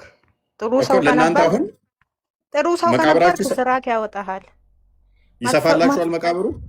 መጥፎ ሰው ከነበርክ ደግሞ እንደዛችሁ የመቃብር እንትን ይጠብቀሃል ማለት ነው። ለዛ አንተ አሁን በሳጥን ተቀበርክ ምን አልክ? መጥፎ ስራ ሰርቶ ለሄዱትም ኢየሱስ ገነት ትገባላችሁ። እናንተ ገነት ነው የምትገቡት እንደተቀበራችሁ። ክፉ ሰው ከነበርክም ምድር ላይ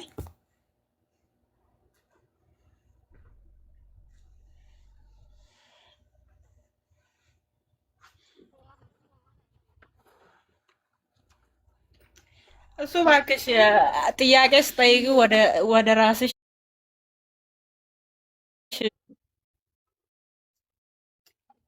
ለመንግስት ግብር እየከፈልሽ በመንግስት መሬት ላይ ነው ኔቨር ምንም ከመንግስት ጋር የሞት የመቃብር ቦታ ከመንግስት ጋር ምንም አይገናኝም። እሺ መቃብሩን ቦታ ገዝተሽ እኮ ነው አይዳ። ኖ እናንተ ጋር ምስኪኑ ምንም የሌለው ምስኪን መቀበር አይችልም። ብዙ ጊዜ ስለታዘብኩ ነው። የኔ ቆንጆ ሁሉ የሚቀበረው ኔቨር እኔ ልንገርሽ፣ ቤታችን ቤተክርስቲያን አጠገብ ነው። ትቀበላለሽ። በቃ አይዳ ኖ በቃ ልንገርሽ ምንድነው ሞት የሞት እንትን አይዞሽ። ኤኒዌይስ ከፈለጉ እኔ ምልክ ይፍጩት፣ አሁን የመቃብር ከፈለጉ ቦታ ይቅበሩ። የከፈልክ ነው ጥያቄ። ቆይ የመቃብር በቃ የከፈልክ ነው። እኔ መቃብር እንትን ተፈለጉ ይኸውልሽ ፈይተው ዱቄት አድርገው ይበትኑት። አሁን ያሰጋናል እኮ አይዳ። አሁን በደንብ ካልተቀበረ እኮ ይኸውልሽ በእስልምና ትናንትና ስንማማር ሰምተሻል። ሬሳ ሰማሁ መብላት ማለት ይቻላል። ሙስሊም የክርስቲያንን ስጋ መብላት ይችላል። ኧረ ገሎ በእናትህ ትናንትና ይሄ እኮ ነው። ስንማማር አንተ ነበር። ምን ጥያቄ ስትጠየቅ ምን ልበልና በእስልምና እንትን ውስጥ ሊሸሸግ ነው የምትለው? አዳምጪ የራስህን ምላሽ ስጠኝ፣ አዳምጪ እኮ ምላሽን ስጠኝ። ይኸውልሽ፣ አላምንም፣ ሬሳ አልቀበልም ብሉ ቆይ የሚባል እልክልሻለሁ። ነገር። አፍጋኒስታን ውስጥ ማለት ነው አይ ቲንክ አፍጋኒስታን እንደዚህ መቃብራቸውን ወደ ሙስሊሞች ናቸው በሽቦ ያጥሩታል። ለምን? ሬሳ እያወጡ እየበሉ ተቸግረው ሬሳቸውን እንዳወጡ በሽቦ ሁሉ ያጥሩታል ማለት ነው። በትልቅ የቁልፍ ይቆለፋል እንዳይወጣ አርማታ አድርገውት ምናምን ነገር ማለት ነው። እኔ እሱ እንግዲህ እኛም ሃይማኖት እንዳንበላ ተከታይ ሰግተን ነው የለም። በእኛ እስልምና የሰውን ስጋ ብሉ ሚል የምር ተምሬ አሀ ማለት እሱንማ ትናንትና ላይቭ ገባንበት። ላይቭ ላይ ዩቱብ ላይ ግቢና አዳምጪ። ኡስታዞቹ ምን መጥተው ሲያብራሩ አስተምሮ ላይ ቁርአን ላይ እና ረሱል ሰለላሁ ዐለይሂ ወሰለም ካላስተማሩ ምን በቃ ብትሆኝ ነው በሰው እንትን የትናንትናውን የምማረው? አዳምጪ፣ የትናንትናውን አዳምጪ። ለዛሬ ይበቃችኋል፣ ይበቃችኋል። ፏ ብያለሁ፣ እንቅልፍም የለብኝም፣ ግን ደከመኝ ቁጭ ማለት ደከመኝ ቁጭ ማለቱ። እናንተ 6 ተኩል ድረስ እኮ አላችሁ። ያ ኡፍ፣ ለዛሬ በቂያችን ነው። ያመልኩ ህዝባቸውን አያችሁ ግና ስለ አምላካቸው